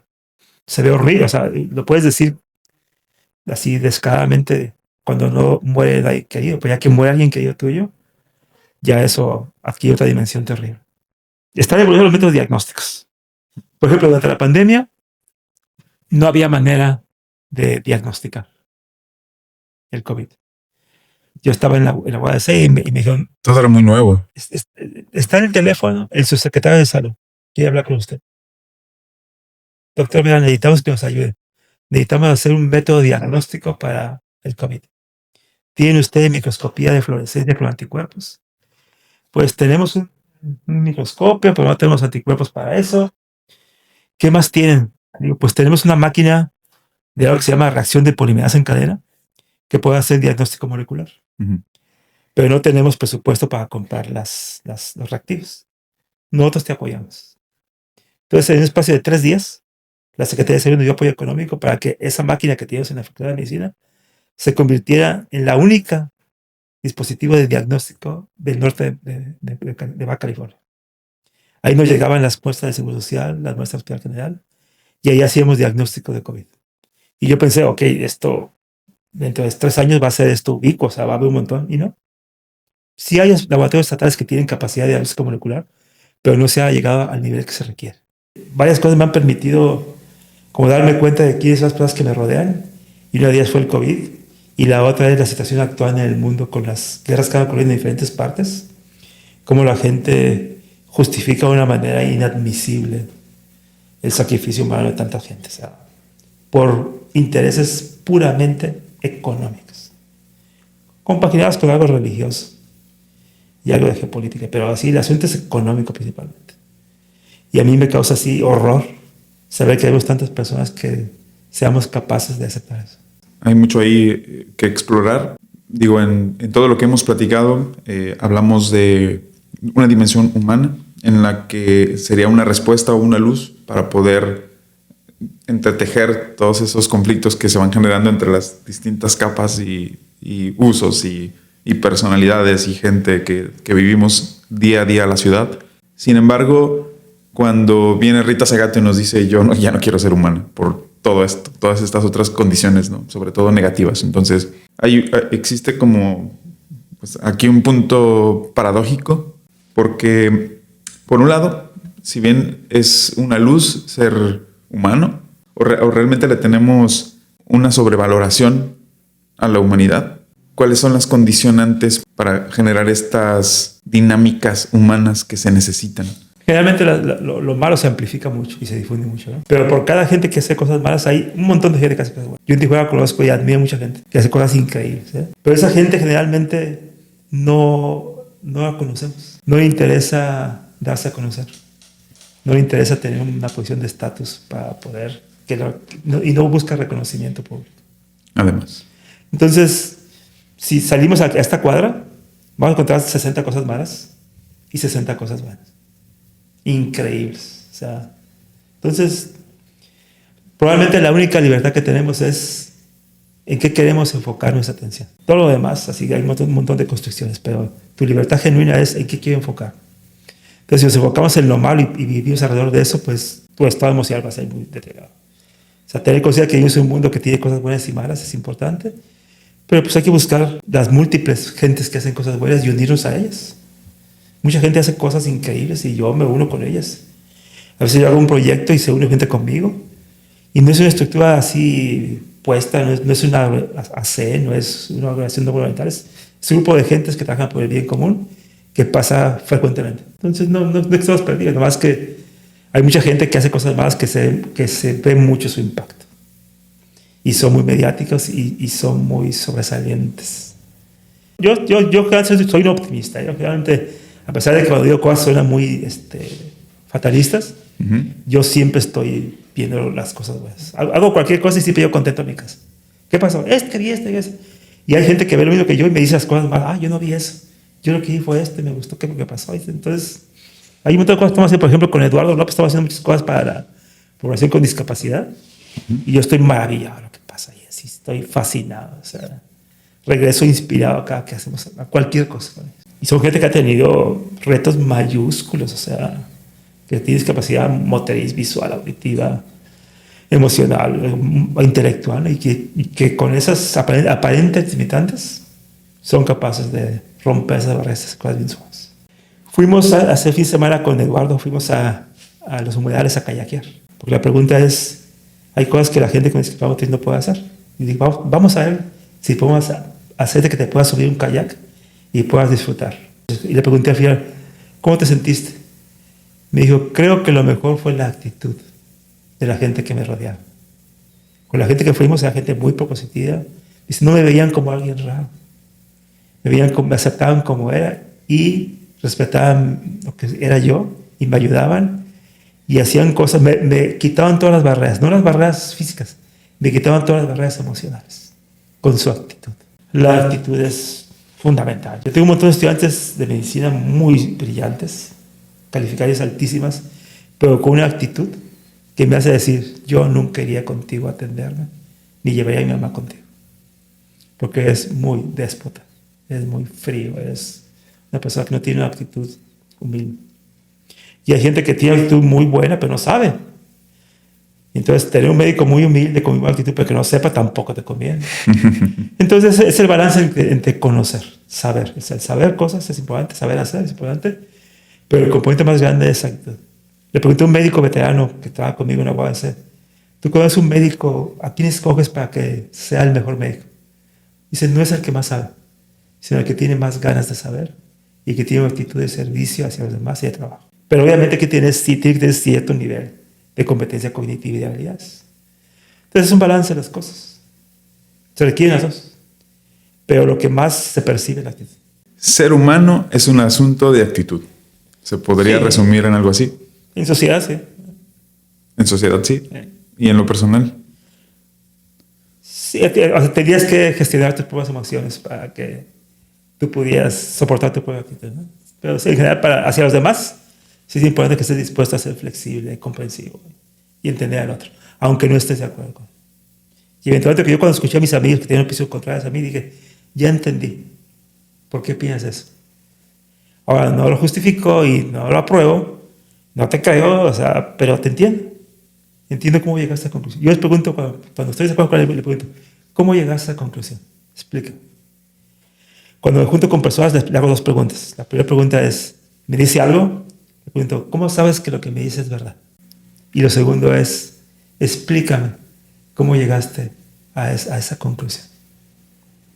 Y ya que te lo explican, aunque estés en desacuerdo, lo entiendes. Y hay cosas que son entendibles y no justificables, pero puedes entender.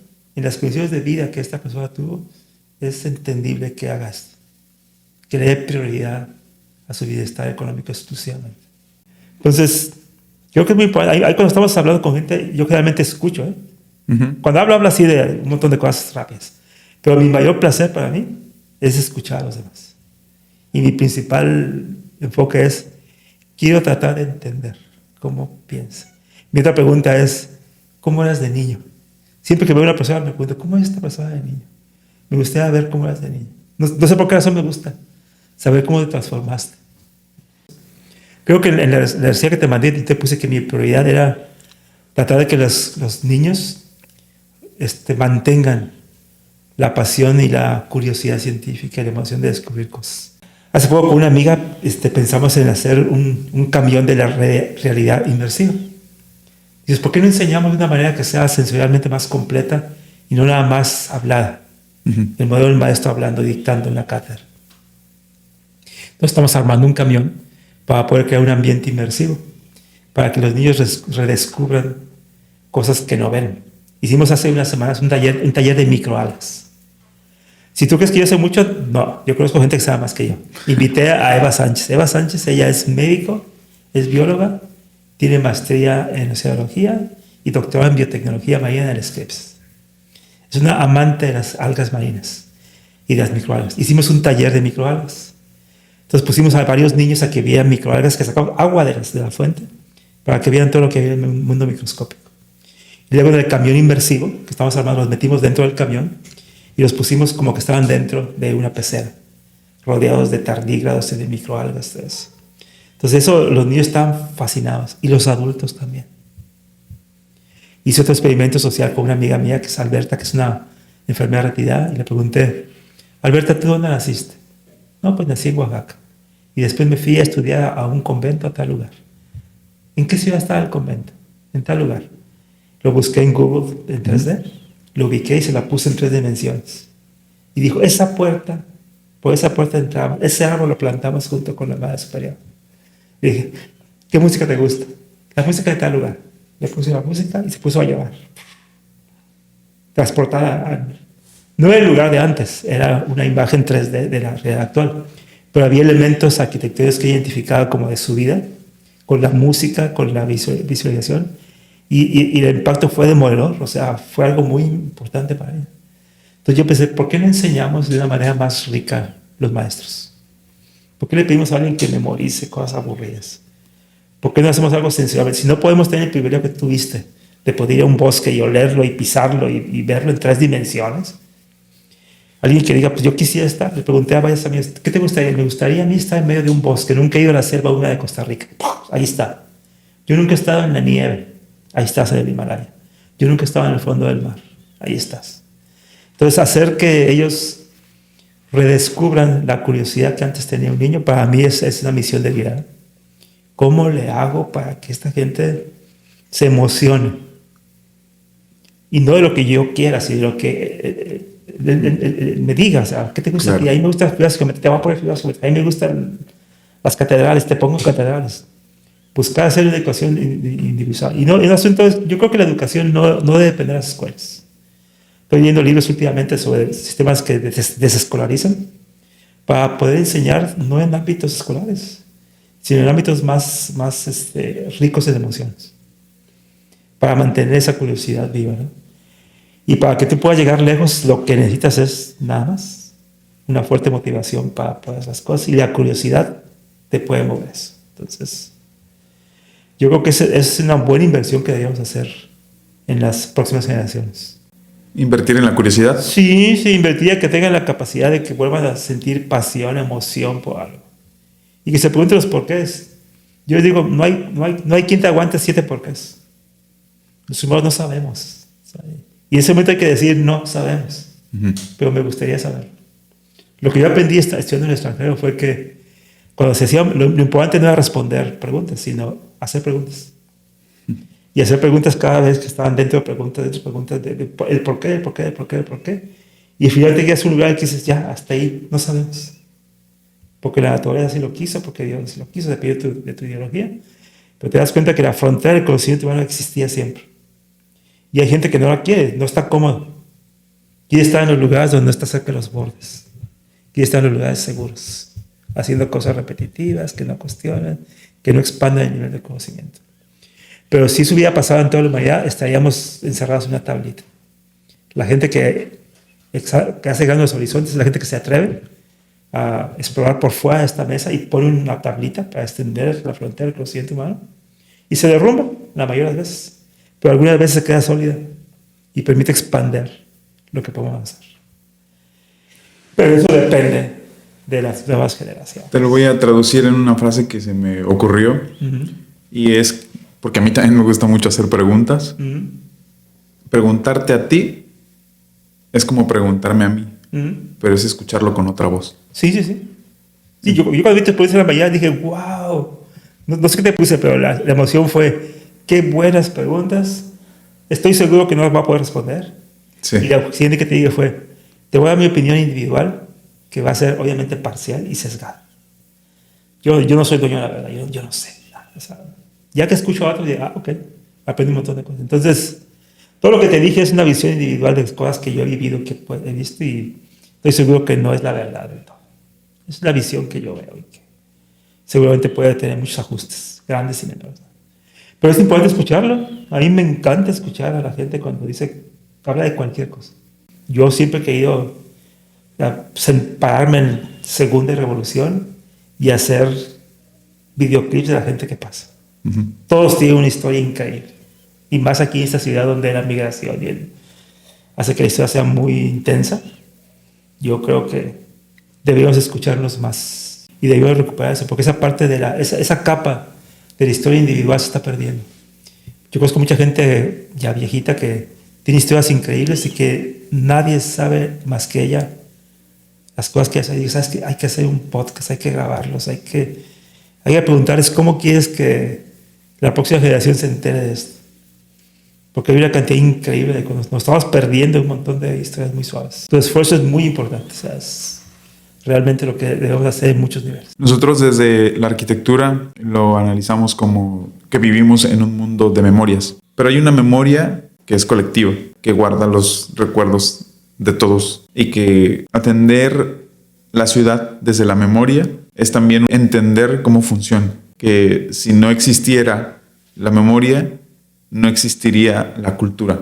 Tampoco existirían otros fenómenos como comportamiento, como economía, Entonces me parece que la memoria es un aspecto muy humano y que muy posiblemente esté en riesgo de colapsar, al igual que todos los sistemas. Es un buen cierre, me parece, en hablar de la memoria como un aspecto fundamental de ciudad, de convivencia, de cultura, de leyes incluso. ¿Qué opinas con respecto a, sí. a la memoria? Por ejemplo, un Atlas Municipal de Riesgos es una memoria de lo que ha pasado y es un aviso hacia el futuro de lo que no quieres que ocurra. Entonces, sería todo un privilegio que existiera un Atlas de accidentes. Entonces se diga, mira, aquí pasó esto y está bien que te recordemos porque moriste atropellado, pero nuestro homenaje más grande que te puedo hacer es que las condiciones que causaron tu muerte las vamos a corregir. Ya no se repita. O sea, no es posible, ¿sabes? Yo he hablado con mucha gente que está tratando, con Elizabeth de AMA que vino la vez pasada. Sí. Me enseñó el mapa de accidentes de la Universidad de Berkeley. No manches. Tiene lo que yo alguna vez soñé en Tijuana, ellos ya lo hicieron. Falta que tengamos acceso a él. y que podamos usarlo para el bien común, ¿no? Entonces necesitamos generar, para evitar más sufrimiento innecesario, necesitamos generar un sistema de memoria accesible, transparente, que no esté bajo el control del gobierno, porque el gobierno va a suavizar y a ocultar muchas cosas que no le convienen. Pero es una iniciativa que como ciudadanos nos implica tener acceso a gente que sepa manejar tecnología para hacerlo y que esté dispuesto a afrontar el costo político de hacerlo. Y sí, es un trabajo peligroso, no está fácil. Esa memoria de los accidentes es un trabajo peligroso. Alguna vez se hicieron memorias aquí físicas y la gente que moría en los atentados y la inseguridad que había en Tijuana, se colocaban cruces en los lugares y un presidente municipal los ordenó quitar. Claro. Mala imagen. Así como es atender más la estética. Sí, o sea, que la dialéctica. Entonces, yo tengo muchas preguntas sobre las metaestructuras. Para las metaestructuras, cuando hablaste de que si las ciudades eran seres vivos, es una pregunta que yo me hacía. Cuando daba mi clase de biología molecular a mis estudiantes, decía, mira, aquí tenemos una ballena. ¿Está viva? Sí, tiene vida. Bueno, aquí tenemos un humano. ¿Está vivo? Sí, está vivo. Ok, aquí tenemos el planeta Tierra. ¿Está vivo? Bueno, en sus mares, suelos y sus suelos de ese planeta hay seres vivos. Pero ¿es una estructura viva el planeta? Y luego, el sistema solar es un sistema, está muy complicado. Vamos del macrocosmos, vamos al microcosmos. ¿Sí? Okay. Hacia abajo, ¿las células están vivas? Sí, están vivas. Okay. ¿Los óvulos están vivos? Están vivos. Okay. Las proteínas, los lípidos, el ácido ribonucleico de la célula, ¿está vivo? No. Y les hice la pregunta filosóficamente que me ha causado miles de horas de desvelo. Explícame, ¿cómo un ser animado está hecho de bloques inanimados? Ni las proteínas, ni los lípidos, ni los carbohidratos, ni los ácidos nucleicos están vivos. Los pones juntos. Y no más ponerlos juntos, los pones juntos en un arreglo espacial, una arquitectura molecular muy precisa. Y aún así no. Tiene que haber algo que inicie el disparo del sistema.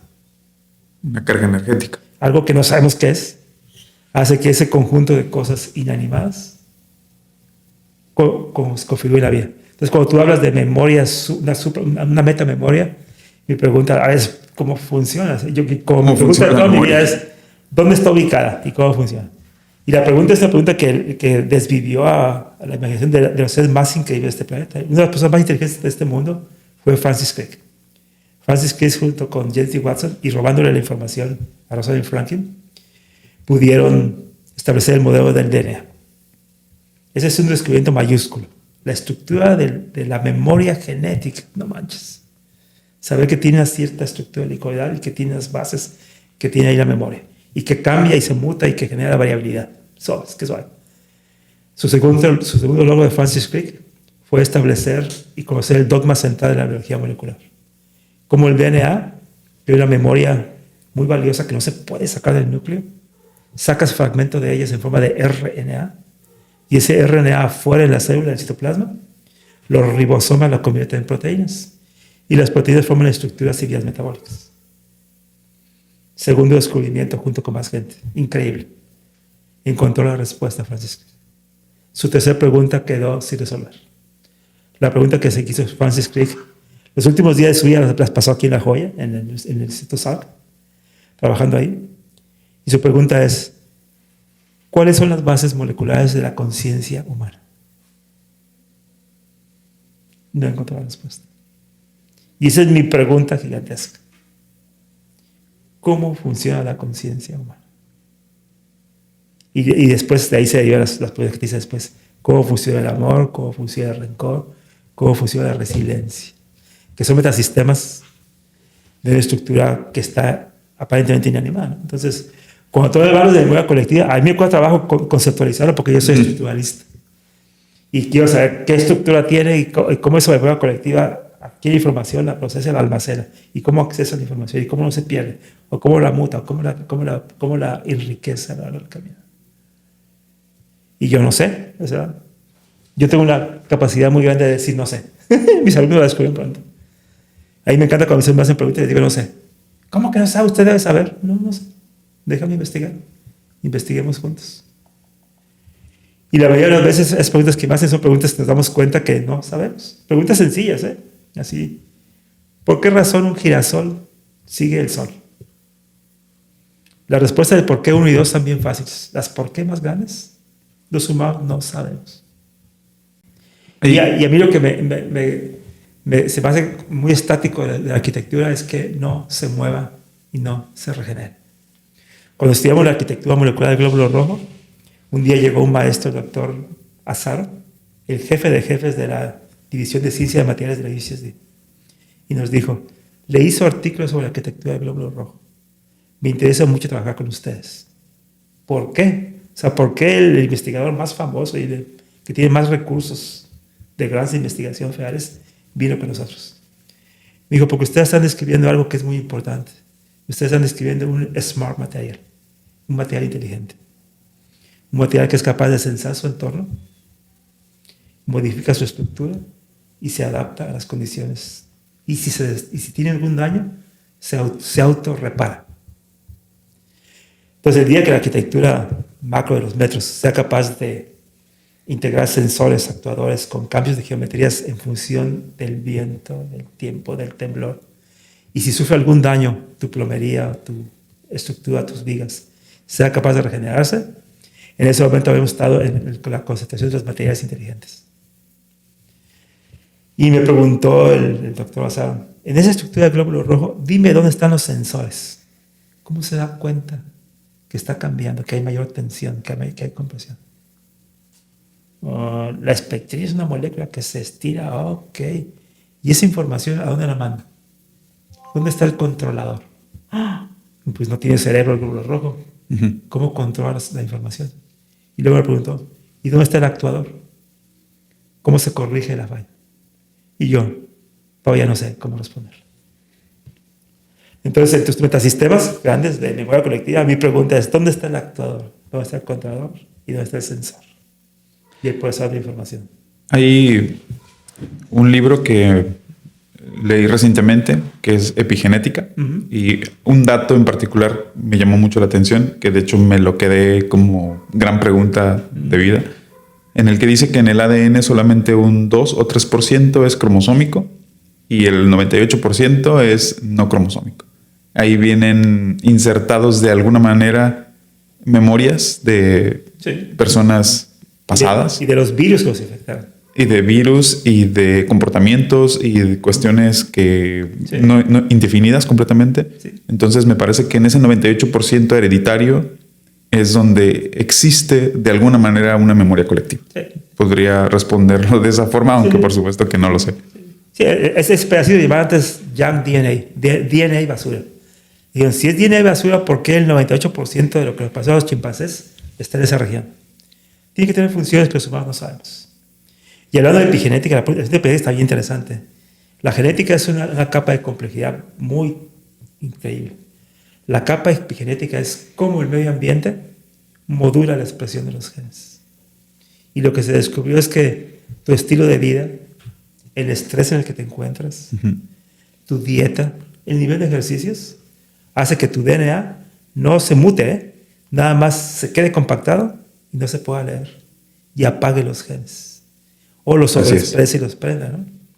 Entonces, cuando hablamos del impacto que tiene el estrés en la gente que vive en ciudad, se ha demostrado que hay un impacto brutal en un montón de hormonas del estrés, ¿no? El cortisol se eleva, la presión arterial se descontrola.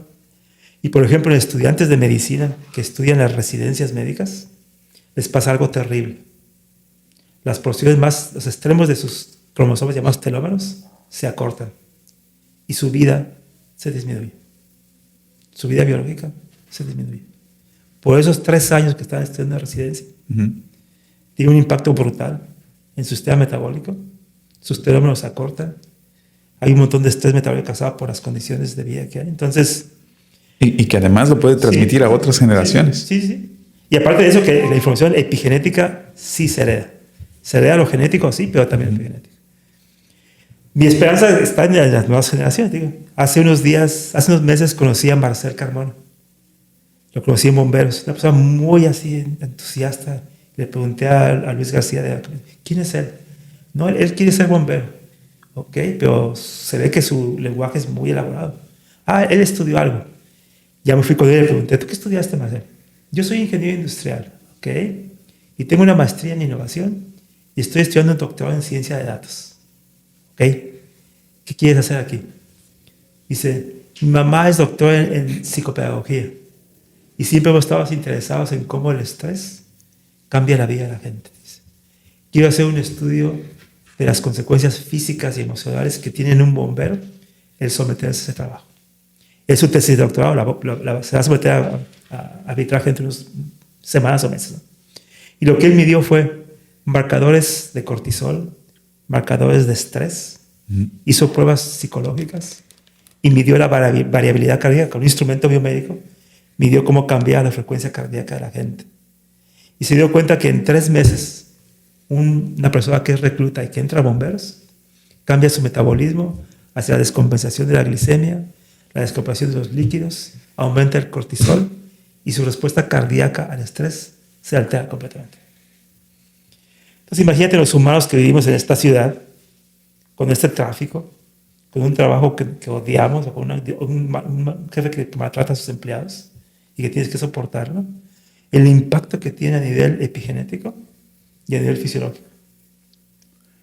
O tan simple como vivir en la pobreza. Sí, exactamente. Los marcadores epigenéticos que se heredan, además. Exactamente. Entonces, lo increíble es que esa arquitectura de la ciudad, esa estructuración funcional que tiene, impacta a nivel molecular a los seres vivos. Y ese impacto a nivel molecular cambia nuestra fisiología y nuestras emociones. Y eso altera nuestras relaciones sociales. Acabas de tocar un tema bien importante aquí porque dices, me sorprende cómo la arquitectura y en todo caso el urbanismo no se mueven. Son elementos muy estáticos o que al menos si se llegan a mover, pues ya no los alcanzas a percibir con el tiempo de vida que tienes, ¿no? Porque cambió la ciudad, pero en 30, 40 años, ¿no? Sí. Y esta disposición que tenemos nosotros en la ciudad a vivirla con todo ese estrés, sin ningún cambio, sin ninguna... ¿Qué tan saludable es? ¿Es mejor permanecer en entornos que no se mueven o en entornos que deberían ser más variables? No sé la respuesta. Yo creo que un entorno variable permitiría reconexión. O sea, por ejemplo, un entorno variable ocurrió en los puentes inteligentes. La regla rígida, ¿no? De que te vas por la derecha siempre y aquí hay un puente que no tiene salida por el lado. Pues cámbiale, sé flexible y cambia de sentido a las calles. Cosas tan elementales de tener flexibilidad para hacer una reconexión de eso tuvo una consecuencia en el flujo de tránsito, por ejemplo. No se cambió estructuralmente las calles, nada, se cambió el sentido de tráfico en ciertas horas, por ejemplo, en ciertos lugares. Entonces yo tengo el prejuicio, no tengo evidencias para sustentarlo, de que un sistema dinámico, flexible, que se pueda modular con el entorno, debe ser más agradable vivir que uno extremadamente rígido. Y hablando de rigidez en todos los sentidos, rigidez normativa, rigidez religiosa, rigidez ética, o sea, todas esas rigidez que no permiten la flexibilidad o la libertad de hacer cosas que están fuera de la norma, nos causa un montón de ansiedad y infelicidad. O sea, pero entiendo que las ciudades tienen reglas. Pero hay muchas reglas que se quedan obsoletas, ¿no? Sí, o sea, cuando te preguntas por qué, la pregunta que yo hago es, ¿cómo sabes que lo que dices es verdad? Es que lo dicen las leyes lo siguen los hombres. Yo cuando decidí estudiar algo dije, yo quiero estudiar ciencias naturales, porque me molestaba las ciencias sociales. Porque decía yo, las ciencias sociales las hacemos los humanos, la adaptamos, las ponemos a nuestra conveniencia, y cuando buscas de cómo se establecieron las verdades, te das cuenta que fue la opinión de alguien que tenía autoridad, supremacía, o algo, ¿no? No es una verdad natural. Entonces me gustan las reglas naturales porque pues no le puedes decir a la física, cambia. Va a estar bien difícil. O sea, la física que nos gobierna en las colisiones de alta velocidad, mientras viajas a velocidades cortas, las leyes del hombre funcionan. Y el enforzamiento de las leyes de tráfico son buenas. Pero después de cierta velocidad, la ley que te gobierna es la ley de la física. Y después de 100 kilómetros por hora, tú eres un proyectil. En realidad. En este campo tengo, no sé, 40 años. Uh-huh. Y hoy le pregunté a mis padres, ¿sabes cuántos accidentes he visto? Más de los que necesitaba ver. Y sin querer encuentras patrones, ¿no? Llevo un rato tratando de hacerte esta pregunta porque va y viene en mi cabeza. Hay muchos otros temas, pero yo veo la ciudad, y a lo mejor también con mi sesgo, como un elemento, veo el planeta como algo vivo. Yo sí lo veo así. Y si escarbo, quito un cuadro de 1 metro por 1 metro de cemento, de concreto, voy y planto un árbol, va a florecer, porque ahí están todas las condiciones de vida. Entonces, tenemos este territorio que es completamente orgánico y llegamos y montamos todo lo que necesitamos o en lo que nos sentimos confortables para vivir, que es lo inorgánico, el concreto. ¿Cómo conciliamos estas dos partes? La parte que está viva y la parte que es completamente inerte, pero es en la que vivimos. Yo creo que teniendo acceso a la parte orgánica más frecuentemente. Hace poco vi que había una doctora en San Francisco que puso un concepto que decía Farming as Medicine, la agricultura como medicina. ¿Qué es eso? Y esta doctora que da casualidad de California, San Francisco, se llevaba a sus estudiantes de medicina interna un fin de semana a su granja. Y en su granja hacían cosas de agricultura. Y decía, el impacto emocional que tienen los estudiantes es importante. Baja el estrés, aumenta la cordialidad, mejora la comunicación.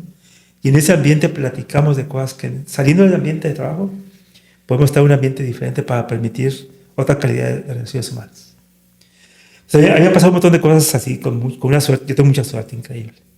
Un día, estando en medicina, me habló una amiga mía, Susana Hilber, que es aquí de las fundadoras de Rosadito. Es pariente de las que fundaron Rosadito. Me dijo, Carlos, ¿te acuerdas de mí? Ah, sí. Yo estuve contigo en la prepa. Ok.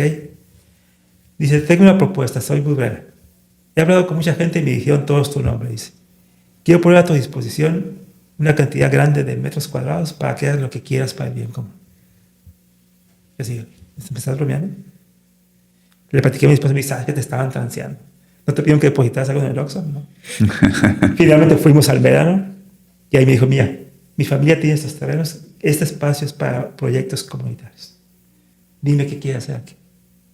Vamos a hacer algo. Dice, aquí está cerca de la ciudad, pero el cambio de ambiente es obvio. El ruido es diferente, escuchas aves, el ambiente huele diferente. Aquí hay tierra que cultivar. Dice, ¿cuántos niños saben cómo nace un tomate? Entonces, un proyecto que vamos a hacer con ella es poder ofrecer en ese lugar pequeño, un lugar donde la gente que vivimos en el cemento, con todas las ventajas que tiene, que sí tiene ventajas, podamos ir a un retiro para quitarnos de eso un ratito y ver que el agua hay que cuidarla, o sea, hay que usar, y que tus desechos orgánicos hay que tenerlos de manera que sea sustentable y no contamine. Entonces, eso es muy interesante. Entonces, cuando me preguntas, yo pienso que debemos tomar las dos cosas del mundo. Eso es lo que la población humana rural tuvo que emigrar a las ciudades por cuestiones económicas de la gente que tenía poder, que industrializó nuestra civilización para generar recursos que requerían obreros, no campesinos. Pero nos privamos de ese privilegio de vivir en lugares con un contacto más íntimo con la naturaleza. Entonces, yo creo que debíamos tener lugares donde pudiéramos ir. Y realmente hacer eso. Hace poco invitamos ahí en ese lugar a amigos míos para que fueran y entonces que me ayuden a plantar árboles. Y estaban tan contentos. Plantamos como 37 árboles ahí. Estaban tan felices. Se cambió el ambiente. Vi que sus rostros estaban sonriendo, haciendo cosas. Y fueron con sus familias. O sea, no iban solos, iban con sus familias. Este va a ser tu árbol. Tú lo vas a plantar. Ok. Entonces, un hecho tan sencillo como ese te hace que te reencuentres contigo mismo. El hecho de que te reencuentres con el mundo natural te genera un reencuentro interno. Entonces, yo creo que debemos incrementar las interacciones de niños y de toda la gente, incluso también la gente viejita que está abandonada y arrinconada, y la gente con discapacidad, para que tenga oportunidad de hacer eso. Otro lugar donde vi que había barreras con la naturaleza fue el hecho que un niño con discapacidad nunca se le va a permitir que se meta al mar. Fue como descubrí a Carlos Luna con su proyecto de surf therapy. La primera vez que fui me quedé impresionado. Un niño con país cerebral infantil, asustado, gritando, un niño con autismo con mucho miedo, después de regresar por las horas en esa tabla, se transformaba. El grito no era de dolor ni de miedo, era de alegría. Entonces, ese movimiento del mar, el estar en las olas, el respirar rápido, el frío del mar, genera un montón de cosas que los humanos nos estamos privando por estar en el confort de estar en un coach con nuestro dedo cambiando en la televisión. Entonces necesitamos reencontrarnos con eso. Entonces mi misión es hacer que la gente descubra la pasión por aprender, que se reencuentre con la naturaleza y que la gente a la que le pusimos obstáculos se las bajemos, se las quitemos. Entonces yo voy cada mes con ellos a surf therapy y créeme que cada que voy yo no voy a ayudar, ellos me ayudan a mí. Regreso feliz de ver lo que vi, de ver que niños estaban guardados, que no los quieren sacar, hacen cosas increíbles. Surfear en una tabla en el mar de Rosarito, no manches, está súper interesante. Puedo decir que yo conozco un montón de gente que hace cosas increíbles, pero no están súper promocionadas. Ya llevamos un buen rato aquí charlando, de hecho 2 horas, más de 2 horas. Y me parece que con esto tenemos suficiente para conocer cómo piensa el doctor Carlos Vera. Esperamos que este espacio siga siendo el lugar en el que encontramos a personas increíbles, en donde sea un lugar de las buenas noticias, en el lugar en el que construyamos ciudadanía, en el que hagamos ciudades más humanas y en el que pensemos que realmente estudiar las ciudades nos deja responsabilidad humana, pero también nos deja una gran satisfacción, porque una vez entendiendo cómo funcionan las ciudades y cómo funcionan en sí todas las cosas, cómo se articulan, es en el momento en el que podemos hacernos conscientes, hacernos responsables y tratar de hacerlo mejor como personas allá en la calle, ¿no? Como humanos. Entonces, agradezco mucho la visita del doctor Carlos Vera, ya lo conocimos por aquí y estamos pendientes para la próxima. Doctor Vera, no sé si gusta despedirse con... Gracias por la oportunidad de conocerte y también para recibir después retroalimentación. O sea, creo que es importante que hablemos, pero también que abramos nuestros oídos para que la gente que nos escuche nos diga estoy de acuerdo o no estoy de acuerdo, me gusta o no me gusta, y lo más importante es ¿y yo qué voy a hacer a nivel individual? O sea, después de escuchar todo esto, planteamos la pregunta, ¿y yo qué voy a hacer? Y que no se quede en plan, sino decir, lo voy a implementar aunque no sea la mejor cosa, no sea perfecto, voy a hacer. Yo alguna vez leí algo terrible, una de las lecturas más impactantes que tuve fue de Jorge Luis Borges, que decía, toda obra humana es intrascendente, pero el hecho de hacerla no. Entonces, finalmente, en el largo plazo, probablemente lo que podamos hacer es hacer. No tiene un impacto, ¿no? Pero el hecho de haberlo querido hacer, el hecho de haberte juntado con alguien para hacer, eso es lo valioso. Lo mejor de hacer es hacer. Muchas gracias, doctor Carlos. Gracias por estar.